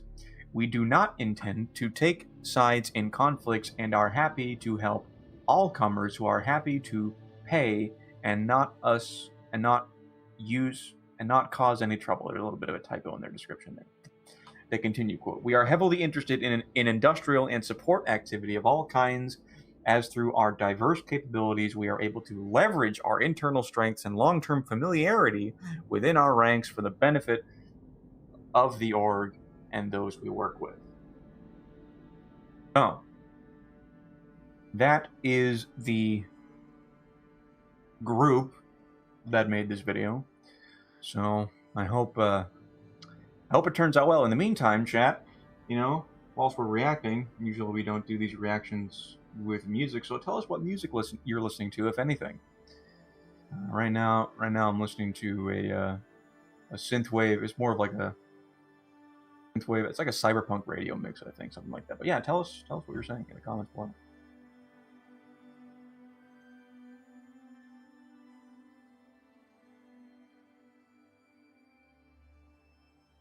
Song that I find really intriguing currently is After Dark by Mr. Kitty. It's actually a pretty popular song in the space that it's in. I recommend it. Look it up. It's a vibe, actually. You see it in a lot of like Blade Runner video edits on YouTube. It's a popular song in that regard. I recommend it.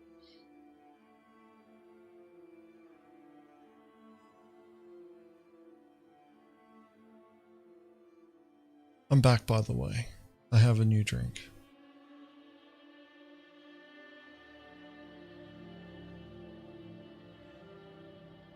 Alright, so apparently some people in the chat have already watched this video and they don't mention us specifically. They mention us in Spectrum. Okay. I do remember the scene in one of their comments on one of their videos, or a description, I think it was. Yeah, that doesn't matter. So we've got a group looking to talk about piracy and you. So let's watch and see what they have to say about piracy and you. And you.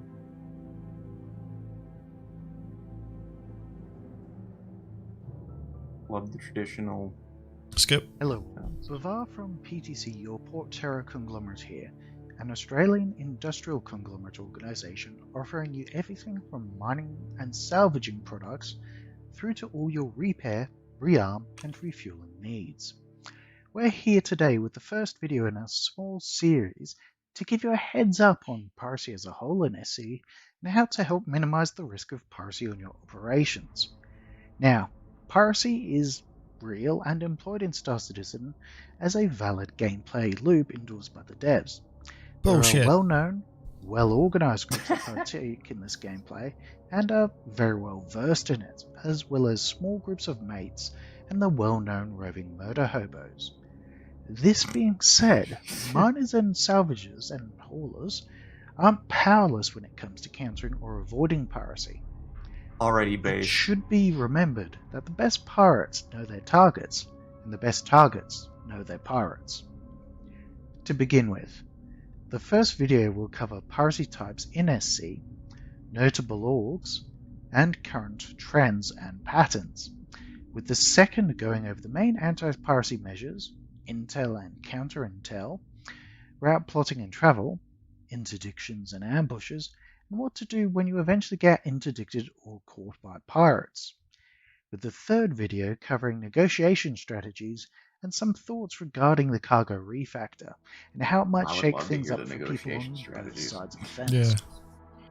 When it comes to the major types of piracy, by and large we're looking at phenomena such as gatekeeping or toll gating, the proverbial XYZ station is locked down, pay me 50,000 and I'll let you pass, ship and rockjacking, shakedowns, ambushes and interdictions.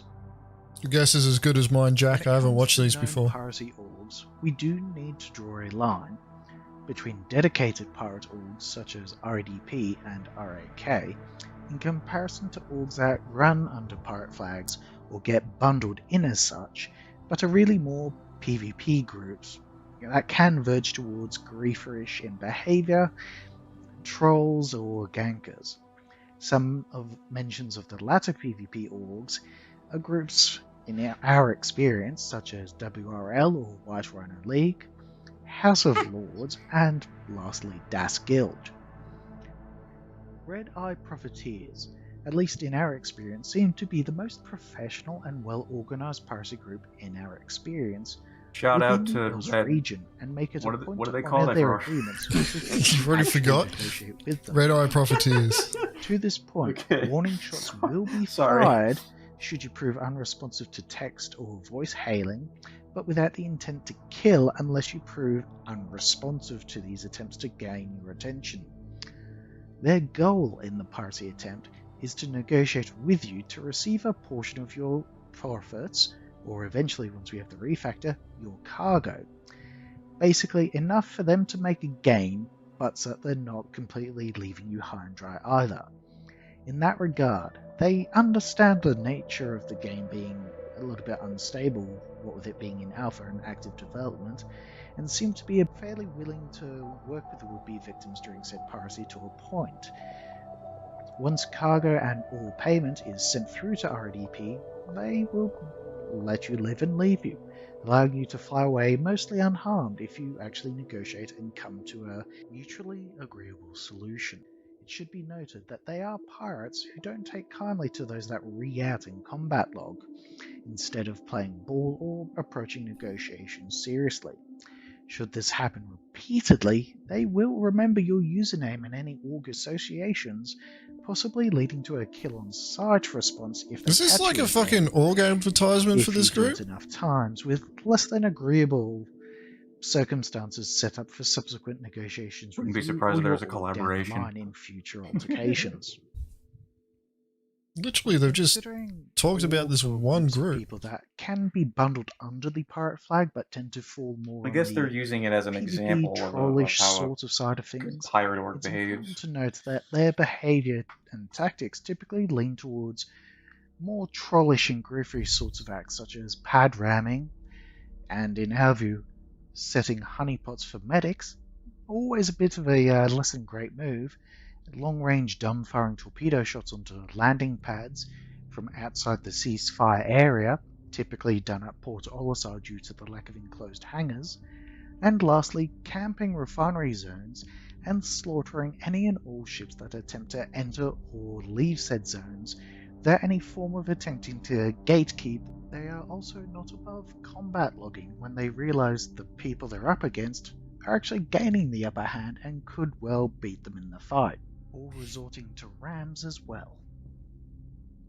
As a whole, Piracy is mostly, as far as we are aware, concentrated around the Golden Triangle, it being Lyria through to Argyle 1 through to Area 18 for obvious reasons, as well as the Hurston Moons due to the Laranite trade and the rock mining that is to be had there. A newer hotspot is the Crew L1 refinery, though this is more focused on shipjacking and stowaways, with an uptick in miners using this refinery to tap into the belt in order to get away from the increased piracy around the Golden Triangle. Seemingly as a response to miners and haulers who would rather re-out and combat log, pirates have added a new feather to their piratical caps. In addition to the traditional interdiction, station blockades and infield shakedowns, they have also been attempting to board ships at Arco 1 and Crew 1 before they leave the hangars by dressing as NPCs and station staff. After all, it's somewhat difficult to bedlog or combat log if the pirates decide to tell the person that they've got on board your ship that they've determined you're not going to play ball and, well, to put that pistol to work. This will have added validity as a strategy to use once we've got the cargo refactor, and they're able to either sell the cargo from your ship or just load it onto one of their own. I hope you enjoyed today's video as part one of our little mini-series on piracy and its counters. If you've got any tips or tricks of your own, regardless of which side of the fence you're on, feel free to leave them down below. If you enjoyed the video, feel free to give her a thumbs up or subscribe if you really enjoyed it. This is Bavar from PTC, signing off. Alright, Agens, you can wake up now. Wake up!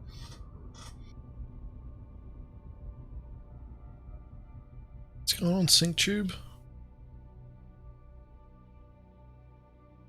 Anyway. Wow, that was riveting. Wouldn't you say so, chat? I feel energized. I don't know, for the first, I guess 3 minutes, I hear your point about them using it as an example, but it more or less sounded like they were advertising for our REDP. I think there was issues with his microphone. I don't think he had any sort of compression on the audio, so lows were actually low and highs were actually high.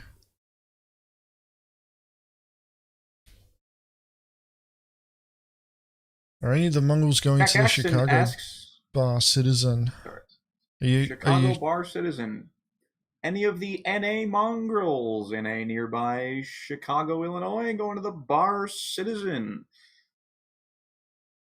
This is for anyone watching the stream in the guild as well as in chat. Any NA Mongrels going to the Chicago Bar Citizen? I, for one, will not be attending, but there may be some others who want to show up.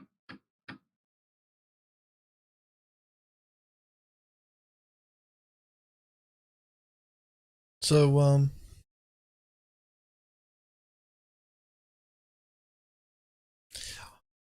I'm actually kind of intrigued on what this guy, what this guy's talking about in regards to negotiation tactics. Yeah, I'm just trying to remember though what was in the video.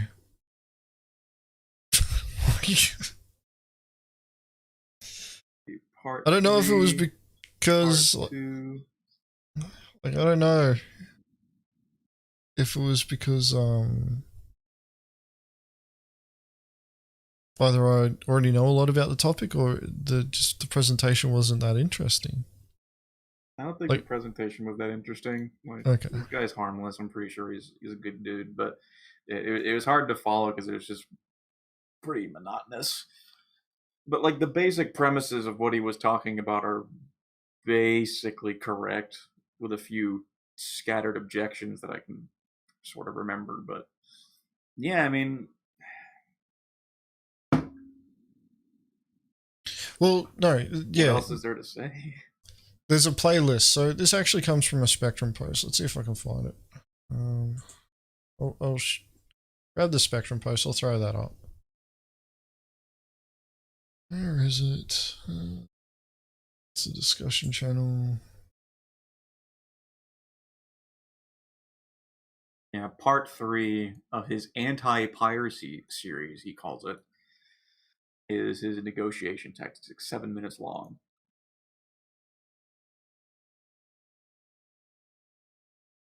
Is that it? Looks like it's it. No, that's not it.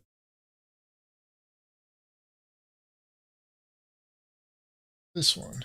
There we go. That's it.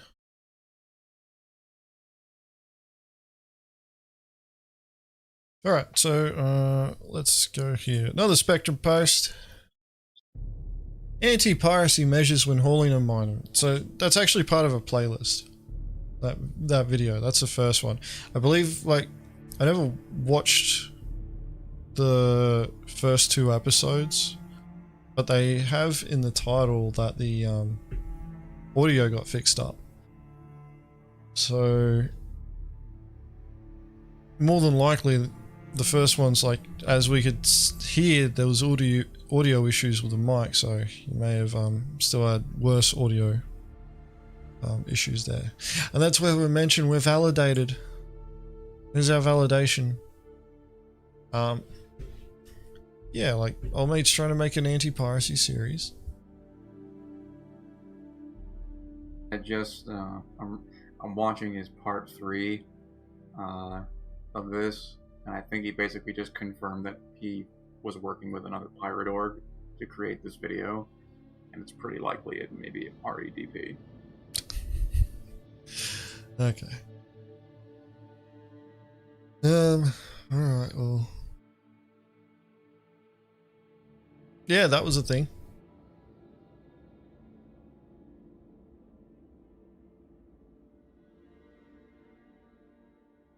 It's not necessary, Adrian. We feature ourselves in plenty of videos. This third one might actually be good, Agens. Do you think so? He's talking about counter offers. Actually, I am interested in his negotiation stuff. Where is it? I'll link it to you. You gonna spin up the sync tube, or I can. You wanna hold the controller, control the remote? Sure, dude. I don't care. Oh goodness. What the fuck? What? Hold up. Wait, hold on. Oh, you threw it in here. What? I started a new room. What the frick? Okay, maybe I'll... GG. We're here already. No, you want me to start a new room, or do you want to just do it like No, leave it here. I've already got this one open. To give you a heads up okay, on whatever. negotiation tips or strategies, and some things to keep in mind, possibly, when it comes to the cargo removal factor and its iterations, as well Dubs, can you pause it for a second? modifications, more broadly speaking. I can't pause it. Since you're still the room lead, you need to pause Am it. I? Oh, I can pause it then. Does Mongrel Squad ever operate in Australian servers? Yes. I am Australian. I live in Australia. We do piracy in Australian servers. In fact, that's where Mongrel Squad started doing piracy. Originally an Australian org, Mongrel Squad, yes. Fun fact. And then we started attracting other people from other regions of the planet. Because they liked what we Now did. the NA...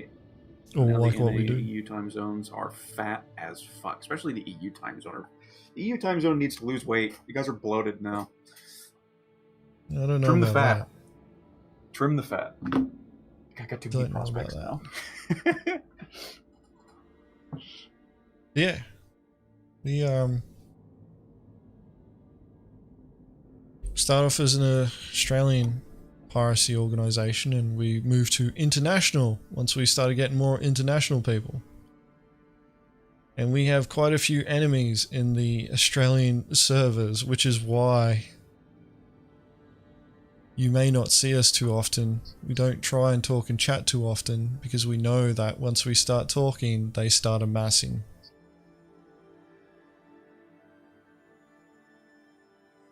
What's our preferred time of play? Yes. Look at the clock. Look at the clock. Do you see what time it is? It's right now. And then if you want to check your clock again in an hour, it's also then. If you want to check it 12 hours from now, it's also that time as well. Yeah. It's then, yeah. So if you want to like go back in time and check like 3 hours ago, it's also that time too. Yeah, we were online then too.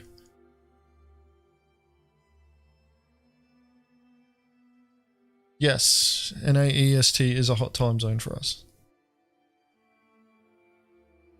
It is very rare now. We've grown to the size and activity where it's very rare that there isn't somebody somewhere in this organization pirating someone. Yeah.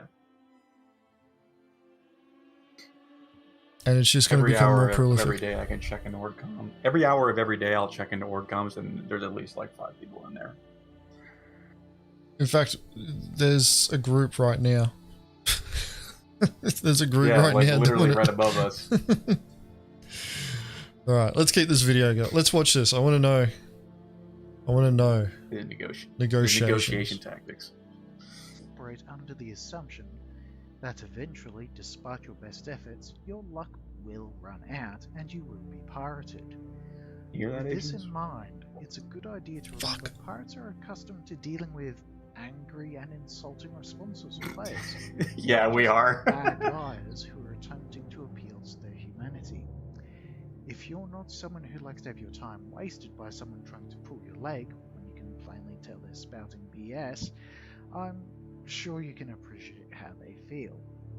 To quote one pirate who assisted in the creation of this series, "I can't tell you how many people with hundreds of hours in game have tried to tell me they're new and don't have any money.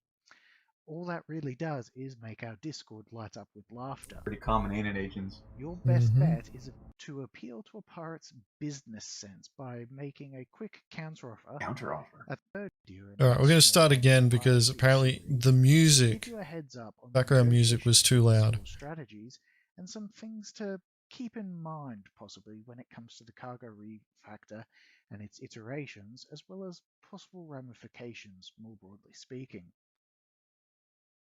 When playing the game, it's a good idea to operate under the assumption that eventually, despite your best efforts, your luck will run out and you will be pirated.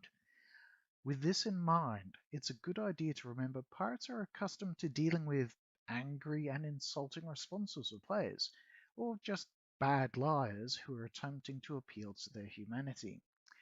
If you're not someone who likes to have your time wasted by someone trying to pull your leg when you can plainly tell they're spouting BS, I'm sure you can appreciate how they feel. To quote one pirate who assisted in the creation of this series, "I can't tell you how many people with hundreds of hours in game have tried to tell me they're new and don't have any money. All that really does is make our Discord light up with laughter." Hey, they've got an escort! Your best bet is to appeal to a pirate's business sense by making a quick counteroffer that's honest and lets them know you're taking them seriously. To refer to the earlier pirate in a chat I had with him, he recalled one evening of Piracy where the only guy who didn't end up getting killed or attempting to bedlog was asked for 60k and just said, "Make it 40 and I'll do it now." Negotiation can be an art that requires you to walk a fine line and choose your words carefully. Depending on your circumstances, you could be playing for time or merely trying to talk them down to a more reasonable offer or fee. But in any case, remember, that clock is ticking. It's not just your cargo that's at risk, but your time investment as well, and if you're mining any of the modules that you've got on you. Would you rather lose 20% of the profits or the haul's value, or all of it, plus your Thank you for the sub there, Tychus. mining modules? All of it. If you I'd rather lose all of pay it out or of attempt principle. to combat or bedlog on the regular, And they Dan may S. kill you and regard you or your org as a kill on sight in future due to the reputation. Without going too deep into the topic, something to keep in mind or to consider is the upcoming cargo refactor. This game will eventually have us needing to take into account our cargo being able to be physically stolen and shifted from one ship to another, combat log timers, and the units that we are moving cargo in, which will not only affect the speed of unloading or loading, but have broader ramifications in the actual amount of cargo you can carry and ship choices for both cargo pilots and the pirates. An example of this being the likely increase in the usage of ships that have infiltrators such as the Cutlass. Jack just super chatted. Oh god, no, not my money, anything but my money.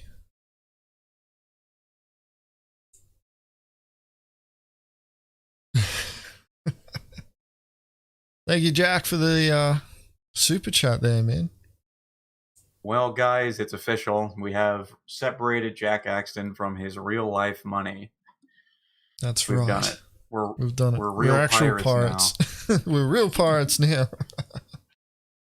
Add it to the tally, quick, Dobbs. Add it to the tally. Yeah, let's go in the tally. Let's go in the tally, boys. We did it.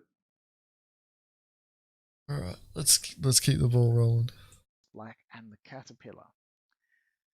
To this end, it's also very likely that boarding actions and stowaways will significantly increase in frequency and you bet possibly your ass. become the go-to method once the cargo refactor is hit. Oh, you bet your ass. Yeah. Negotiation I need no to turn longer this applies. guy up. He's gotten quieter. How the fuck did he get quieter? I don't know, dude. You sick. But it's true. That's true. Guy says boarding actions may become the default. Boarding actions will be a lot more common. See, we've been saying it. We don't even actually have to say it. Some people that are smart actually know that, hey, negotiation may not always apply. Or does it need to? That's all right, Jack. Thank you for the money. You didn't stop the video. It stopped for a very good reason.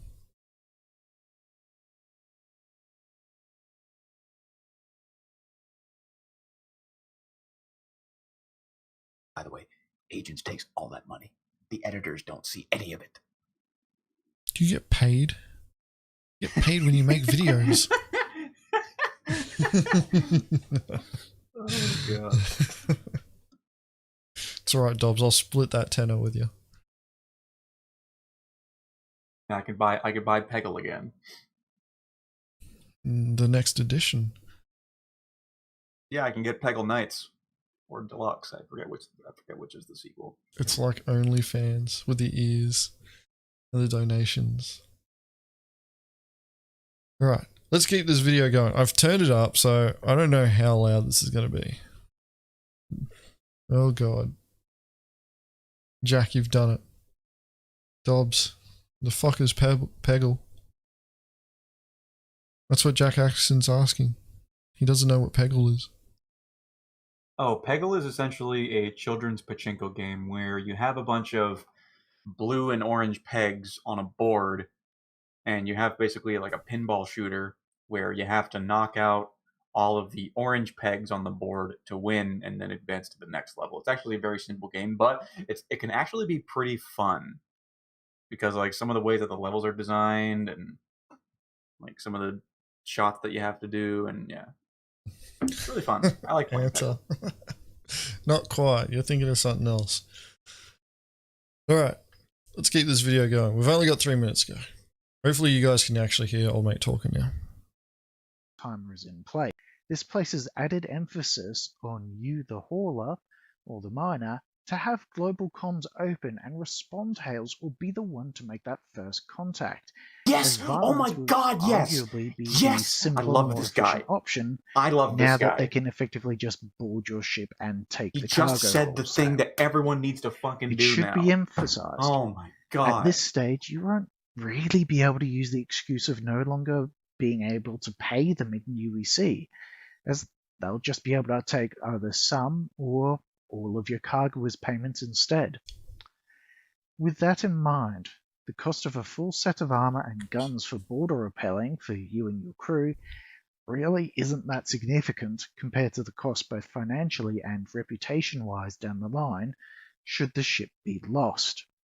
This also underscores the benefit of fully crewing any multi-crew haulers and making sure everyone is geared up should things go south. Some of the best guidelines or rules that PTC has found when it comes to minimizing or avoiding a piracy are finding your own routes, mining areas, and picking your own preferred refineries. After all, if you can watch that guide to hauling laranite or quant mining, so can the pirates. And just because quant is the most profitable doesn't mean you have to restrict yourself to mining it and it alone. You can either be as small and nimble and as hard to detect as possible, or large and prickly. You're not always aiming to necessarily outfight them, just be more of a hassle to deal with than the next guy in line, if you will. That's right. Hard target. Enemy. Make yourself a hard target. Pirates and their orgs. If you see them on the server, you know to be extra vigilant. And this is more of a personal recommendation. I would always tend to lean towards the civilian drives for the larger haulers or for your hauling ships, as they tend to give you the best of both worlds in terms of range and speed. This will allow you to more often take the QT back roads, potentially dodging those interdiction traps and ambushes in the first place, especially along the major Crazy routes. How some of this I information hope you've enjoyed this video as the third and final chapter of our little mini-series on piracy and how best to reduce its risk to your operations or how to avoid it as much as possible. If you enjoyed this series or this video in particular, feel free to leave a like down below. No worries, Jack. Thanks for dropping in, man. To see more from us. If you have any tips or tricks of Catch you your later. own, feel free to note them down below Goodbye, in the Jack. comments section. If you're thinking of giving SC a crack, have yourself a butcher's at that referral code down below in the bottom right-hand corner, as it'll help give you a head start when it comes to getting started in the game. Jesus, it starts getting way louder towards the end. One thing that dude said that really stood out to me is that when he said that the industrialists should be the people that reach out to the pirates, like that is something that I have been saying and we've been saying for such a long time, to where, you know, once negotiations are off the table and it's not a dependency anymore, like it can still happen, but I'm not going to be the one doing it. I'm not going to be reaching out to you because I want to take your cargo. I want to get on board your ship. I want to kill you. I want to grab everything and just sell it. You know, if you want to fucking save your, like, if the industrialist wants to save their cargo, their life, whatever they have on board, then they can be the ones to work out who's attacking you and reach out to the appropriate person and try to negotiate their release, not the other way around. Yeah, Taz, I think I might actually reach out to old mate and tell him about how a compressor works so that we can actually fucking hear him. Yeah, like my concern though is that haulers are going to sit there and go, oh yeah, I'll give you guys 50k to leave me alone, and they're hauling like 5 million credits worth of cargo, and we're just going to look at them going, you're a fucking idiot, not taking 50,000 credits. Oh, you know, 50,000 credits, you don't need to board me or anything like that. We're playing a video game and we're pirates, we want to board you. Yeah, because like, it's just not fun gameplay when you're just sitting there threatening people. Yeah, I don't care about making the numbers in my wallet getting bigger at the moment. I care about engaging gameplay. So if you want the negotiations to be engaging for me, guess what? You're going to have to offer more than 50 fucking thousand credits.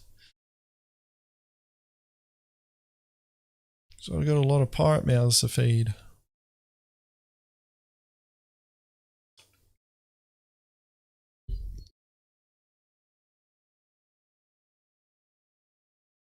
Jesus, Phoba.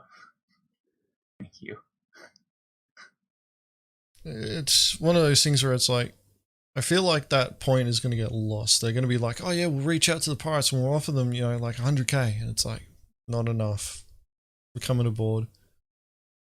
And they'll just get upset because they'll be like, oh, I offered you money and you said no. And it's like, yeah, no shit. You offered us peanuts. We'll fucking go do 2 missions and have that much.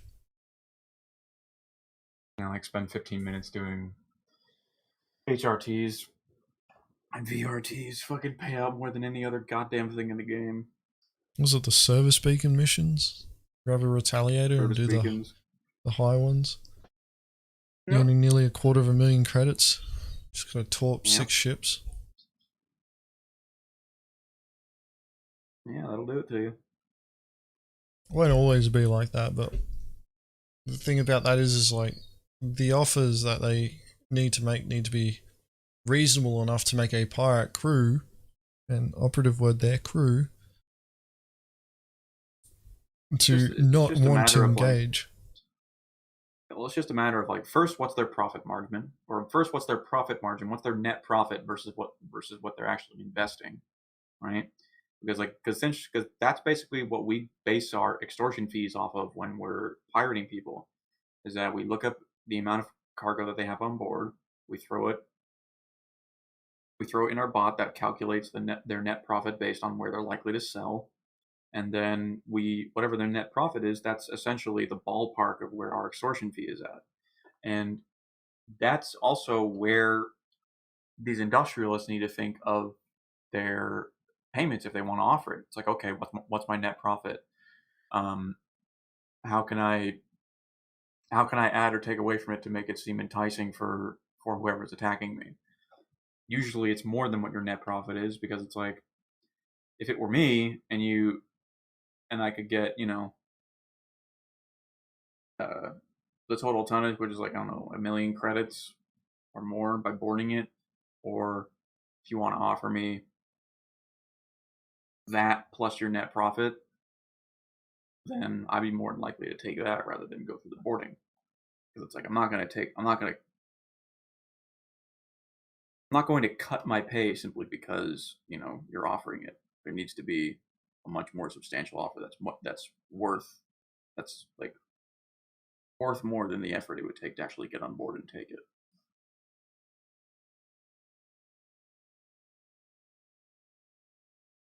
So, yeah, the profit margins, though, they do matter in that regard.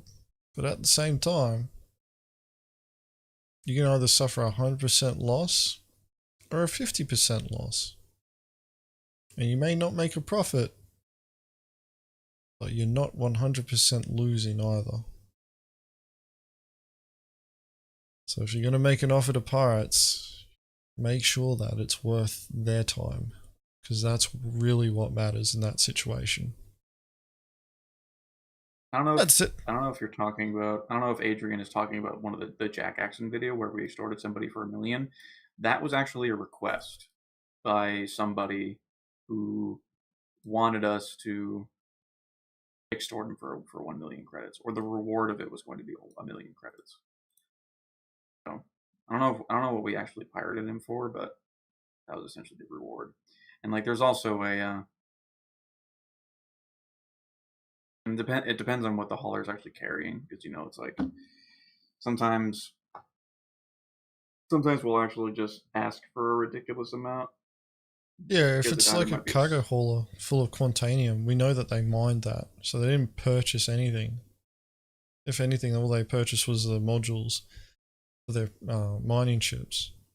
But like, was it a C2 full of quant is like 6 million credits or something like that? Yeah, like if there's no investment, then the extortion prices ramp up significantly.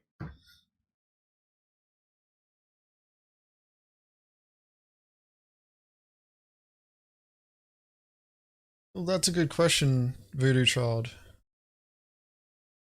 And the reality is that it comes down to whether or not the pirates can be asked to board, fight, and then transfer that cargo off.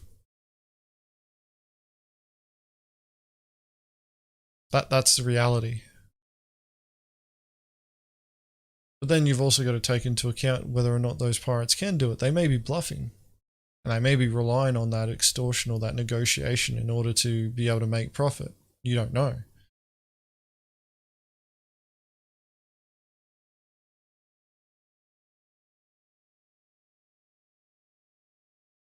And yeah, Warhead's right. Negotiation will be about saving time more than anything else.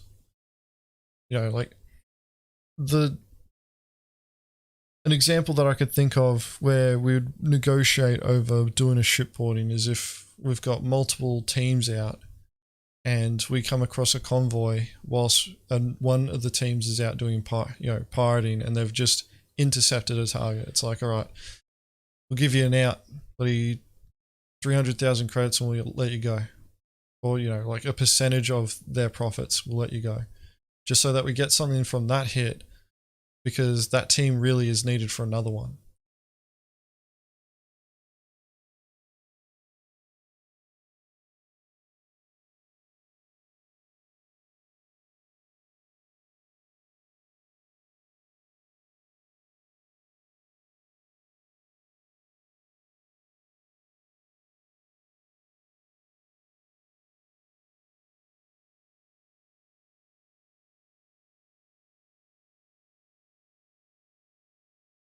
Set amount of onboard cargo worth a certain price be entertained in the future. Depends. Depends on who we're dealing with, really. Like, I never want to set a specific number. And the thing is that we don't know what CIG is going to be doing with the economy exactly.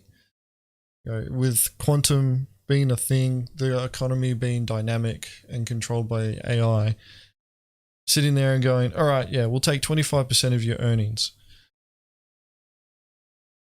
If we, you know, in one system that may end up being, you know, 250,000 credits, which may be enough for us to operate. But then in another system, it's like, you know, 100,000 credits, which might not be enough.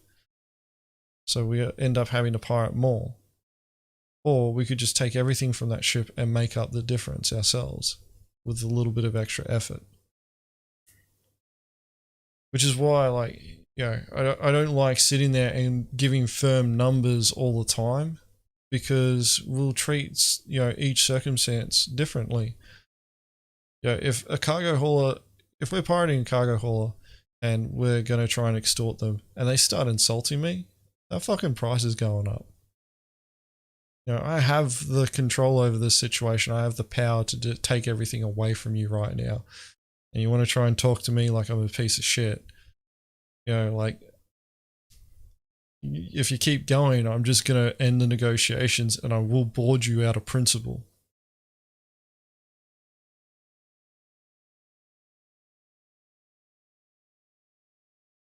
But, you know, there's always the potential for opportunity as well in creating business transactions where, you know, if we have an agreement with certain organizations that we come across, that they just pay a tax ahead of time, and we just, you know, if we encounter them, we just, you know, wave as they go past. Am I getting the Corsair? I'm waiting on the Corsair to see how it functions in-game. I'm not interested in the Corsair that much. The change that they made to the turrets has piqued my interest, as well as the elevator that goes to the roof. That's also piqued my interest, but based on my current experience with how Piracy gameplay works now, it's not quite where I think it would need to be useful for pirates. But when we get the master mode changes, and if distortion gets reworked in a way that we can use direct distortion weapons to disable ships again reliably and keep them disabled, then I would consider bringing a Corsair. But, you know, when it comes to me and my decision making on ships, my first principle is I buy what I want because I like it. But the next principle is, does it work for me to achieve piracy? And if it doesn't do the second thing, then I normally don't get the ship.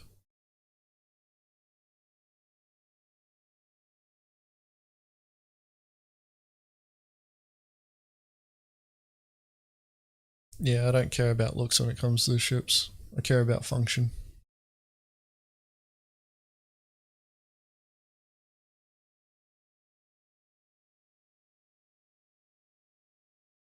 All right. Well, we are at the 2.5 hour mark now. It has been a good stream. I'd say though the Spectrum posts are pretty light on content again. We got something out of them, but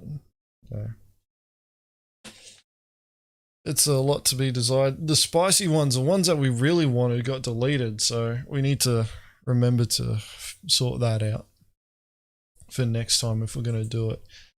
But yeah, I don't know what's going on. There's just not that many interesting videos going on circulating around in the Star Citizen community. Even with like CitizenCon happening so recently, there's not a lot of speculations going around that, you know, people are doing outlandish speculations. What I may end up doing is might consider doing a reaction to Mike's ATC from last week where we were featured. Because there are a few things that, you know, a few topics that got brought up there that I wanted to expand on, but we really didn't have the time to do it. Not only related to piracy, but also to PvP gameplay, you know, combat gameplay. You guys will be able to hear Agens and see Agens in double. Think about that. That should be interesting. Twice right, the guys? Agens. That will be twice of the Agens. Yes. Mm-hmm. Double the Agens. Can you handle that much? I just remembered something that I wanted to share with you guys. The stream hasn't ended yet, guys. There's one more thing. Where is it? Where did it go? Dobbs, where's that link? What link? What link are you talking? Oh. How do you not know? The most amazing ad ever. Oh, it. That one. Okay, so we were talking. Were you about thinking of something else? Like, what were you thinking of? Yeah, I was thinking about the. Oh, we'll throw that up again in a minute. All right. Everyone's waiting for the update. Oh, that's never stopped them in the past for doing speculation, though. All right. Speculation. All right, I'm going to drop the link in chat so that everybody else can see it. There you go. It's turned into a proper link. Now, I'm also going to play it on stream because I think it should be played on stream. And we've got a black screen because I closed the previous window. So let me get the actual one up. So, you know that community hub thing that CIG updated and pretty much hardly anyone still goes to? Well, you know, since Star Citizen Live is going to be putting ads in, one of the ads that one of our members made, Baron, he submitted it onto the community hub in the hopes that we can try and get it played during SCL. Just as a meme. See if it actually happens. So I've put the link in chat there. You can go watch it on your own time. I'm going to play it on stream now. It only goes for 30 seconds, but upvote it. If you like it, upvote it. And leave a comment as well. Make sure you leave a comment because upvoting and comments are actually key to Community Hub and getting the topics trending or the content trending. Anyway, let's go full screen. Let's go full screen. Apparently won't go full screen. Okay, GG. Community Hub. Let's just play it.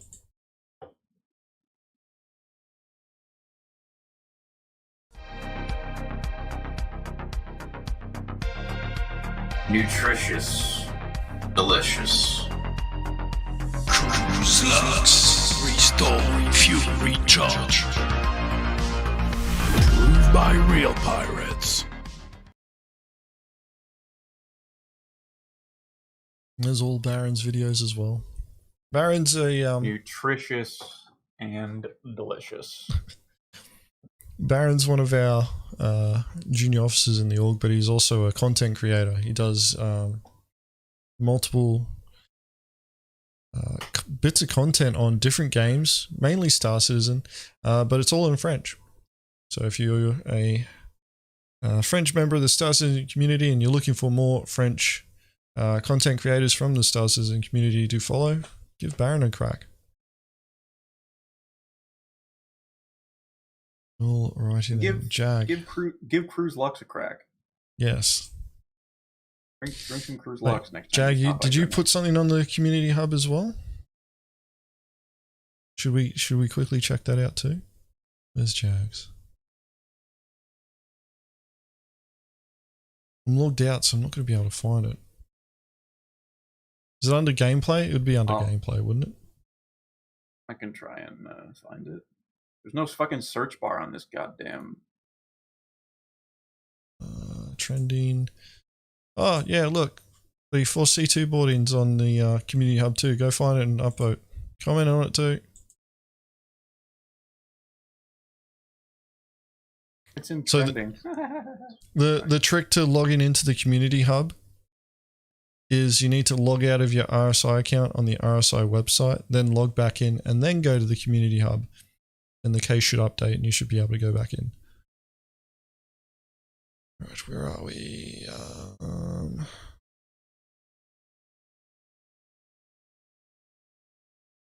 Do not see it.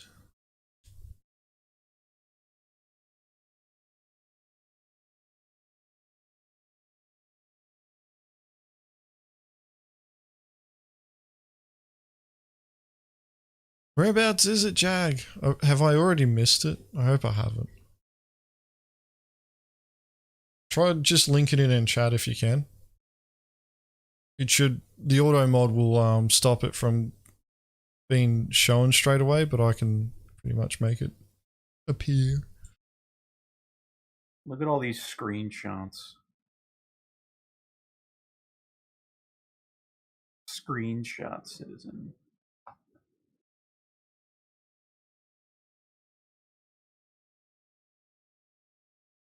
The link didn't even show up. What? Wait, it'd be on your YouTube channel, wouldn't it? I should be able to find it that way.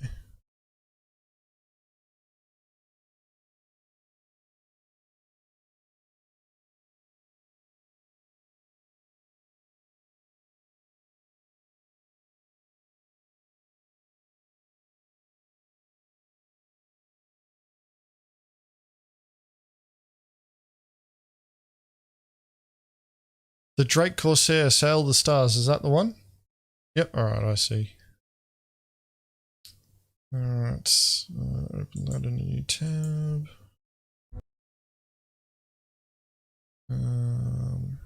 This one, that. I'm just going to play this directly from YouTube. Well, I got us some chili beef burritos for dinner. I love chili burritos. Oh yeah, me too. Whoops. Good night. Don't let the bed bugs bite. Good night, all.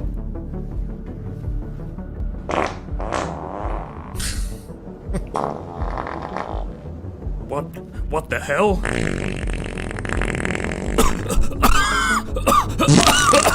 That smell. Oh. The Drake Corsair. With an arsenal of weapons and 4 individual sleeping quarters, you can be sure the air you breathe will always be your own. Sail the stars. I can't breathe! Nice. God, that's such a weird looking ship, man. Yeah, they did it on purpose because they wanted to make it look unique, but I think it would have looked just as cool symmetrical. Man, I really wish I could find it here. I don't know what's going on. Can't find it on the community hub. I'm not even logged in though, so I couldn't upvote it. I'll go track it down later. Ah, but yeah, nice. So yeah, don't forget to go upvote that commercial that Baron had made. We'll see if we can get it onto SCL. Maybe, maybe not. But we can always try.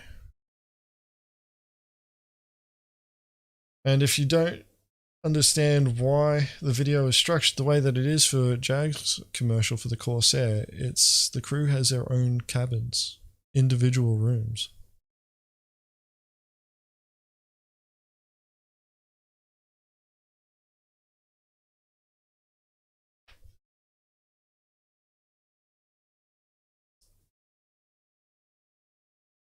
Yeah, so go to the community hub and see if you can track that one down and upvote it and comment on it too.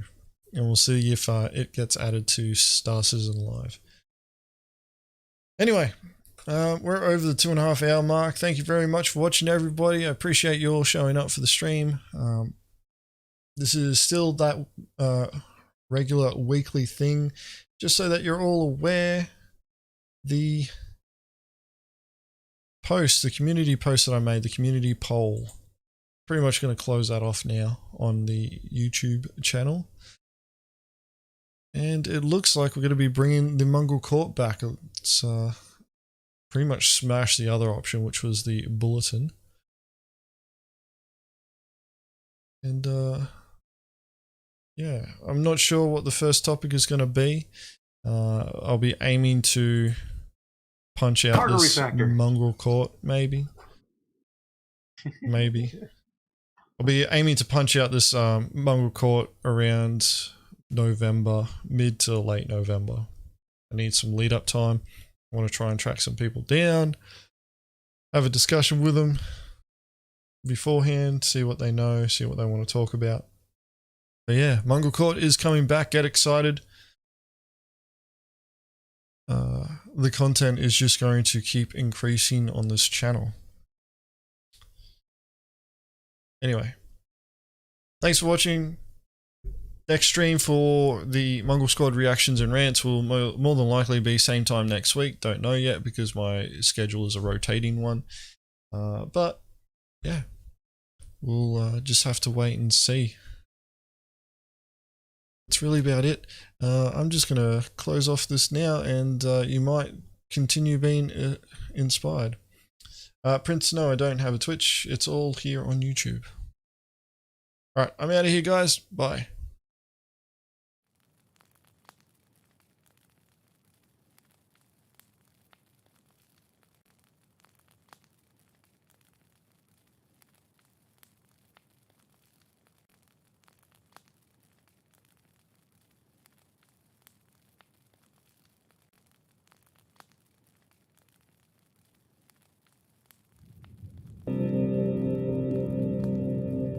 Try not to think about the fact that after trust comes the possible.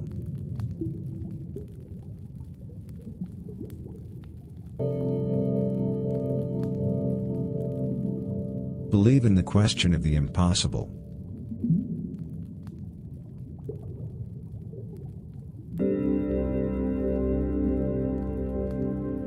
Ignore the fact that, for your information, thought is simply a metaphysical perception of the impossibility of eternity.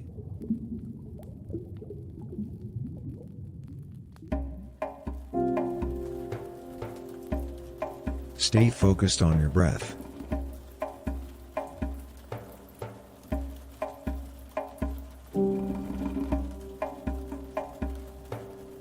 You should become a personification of a secret identity.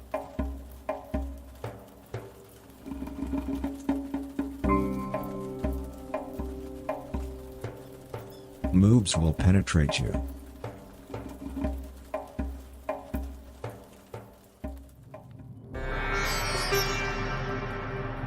Isn't it calming to think about how your spine is connected to nature?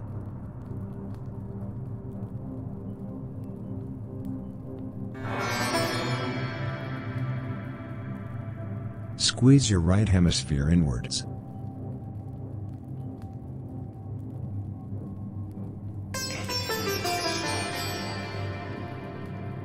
Be the first guy to love things that the establishment refuses to love.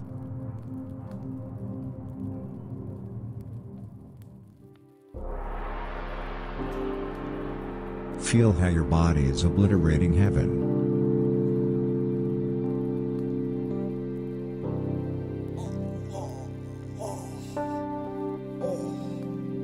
Don't regret love.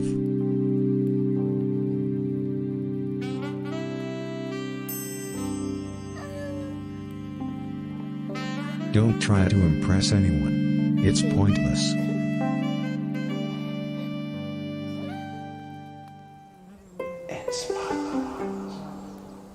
Can you feel how your brain is energized by the air that surrounds you?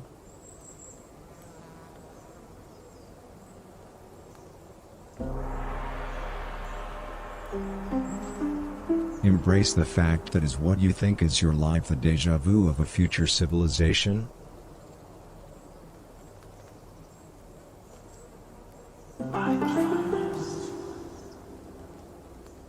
No virtue, no bestiality for you.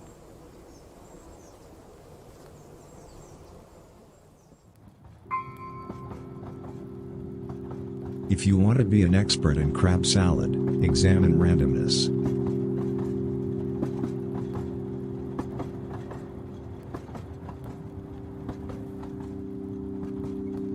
Look at your emotions.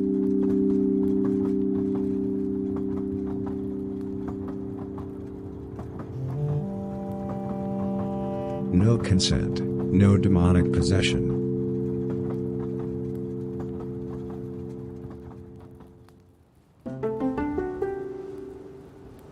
Overcoming cell phone radiation is entertaining, until you have balls.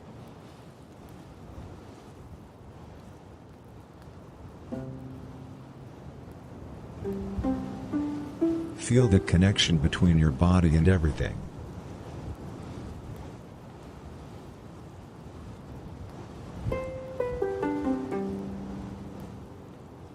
Always let time get in the way of nihilism.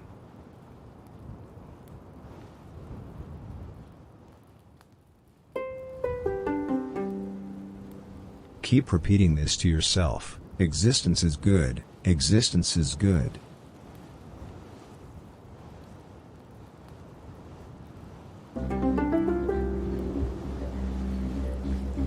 Keep your eyes closed.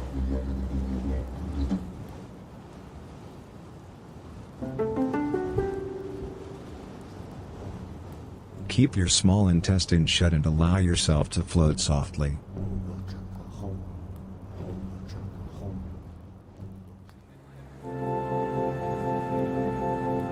Your pineal gland is independent from your flesh.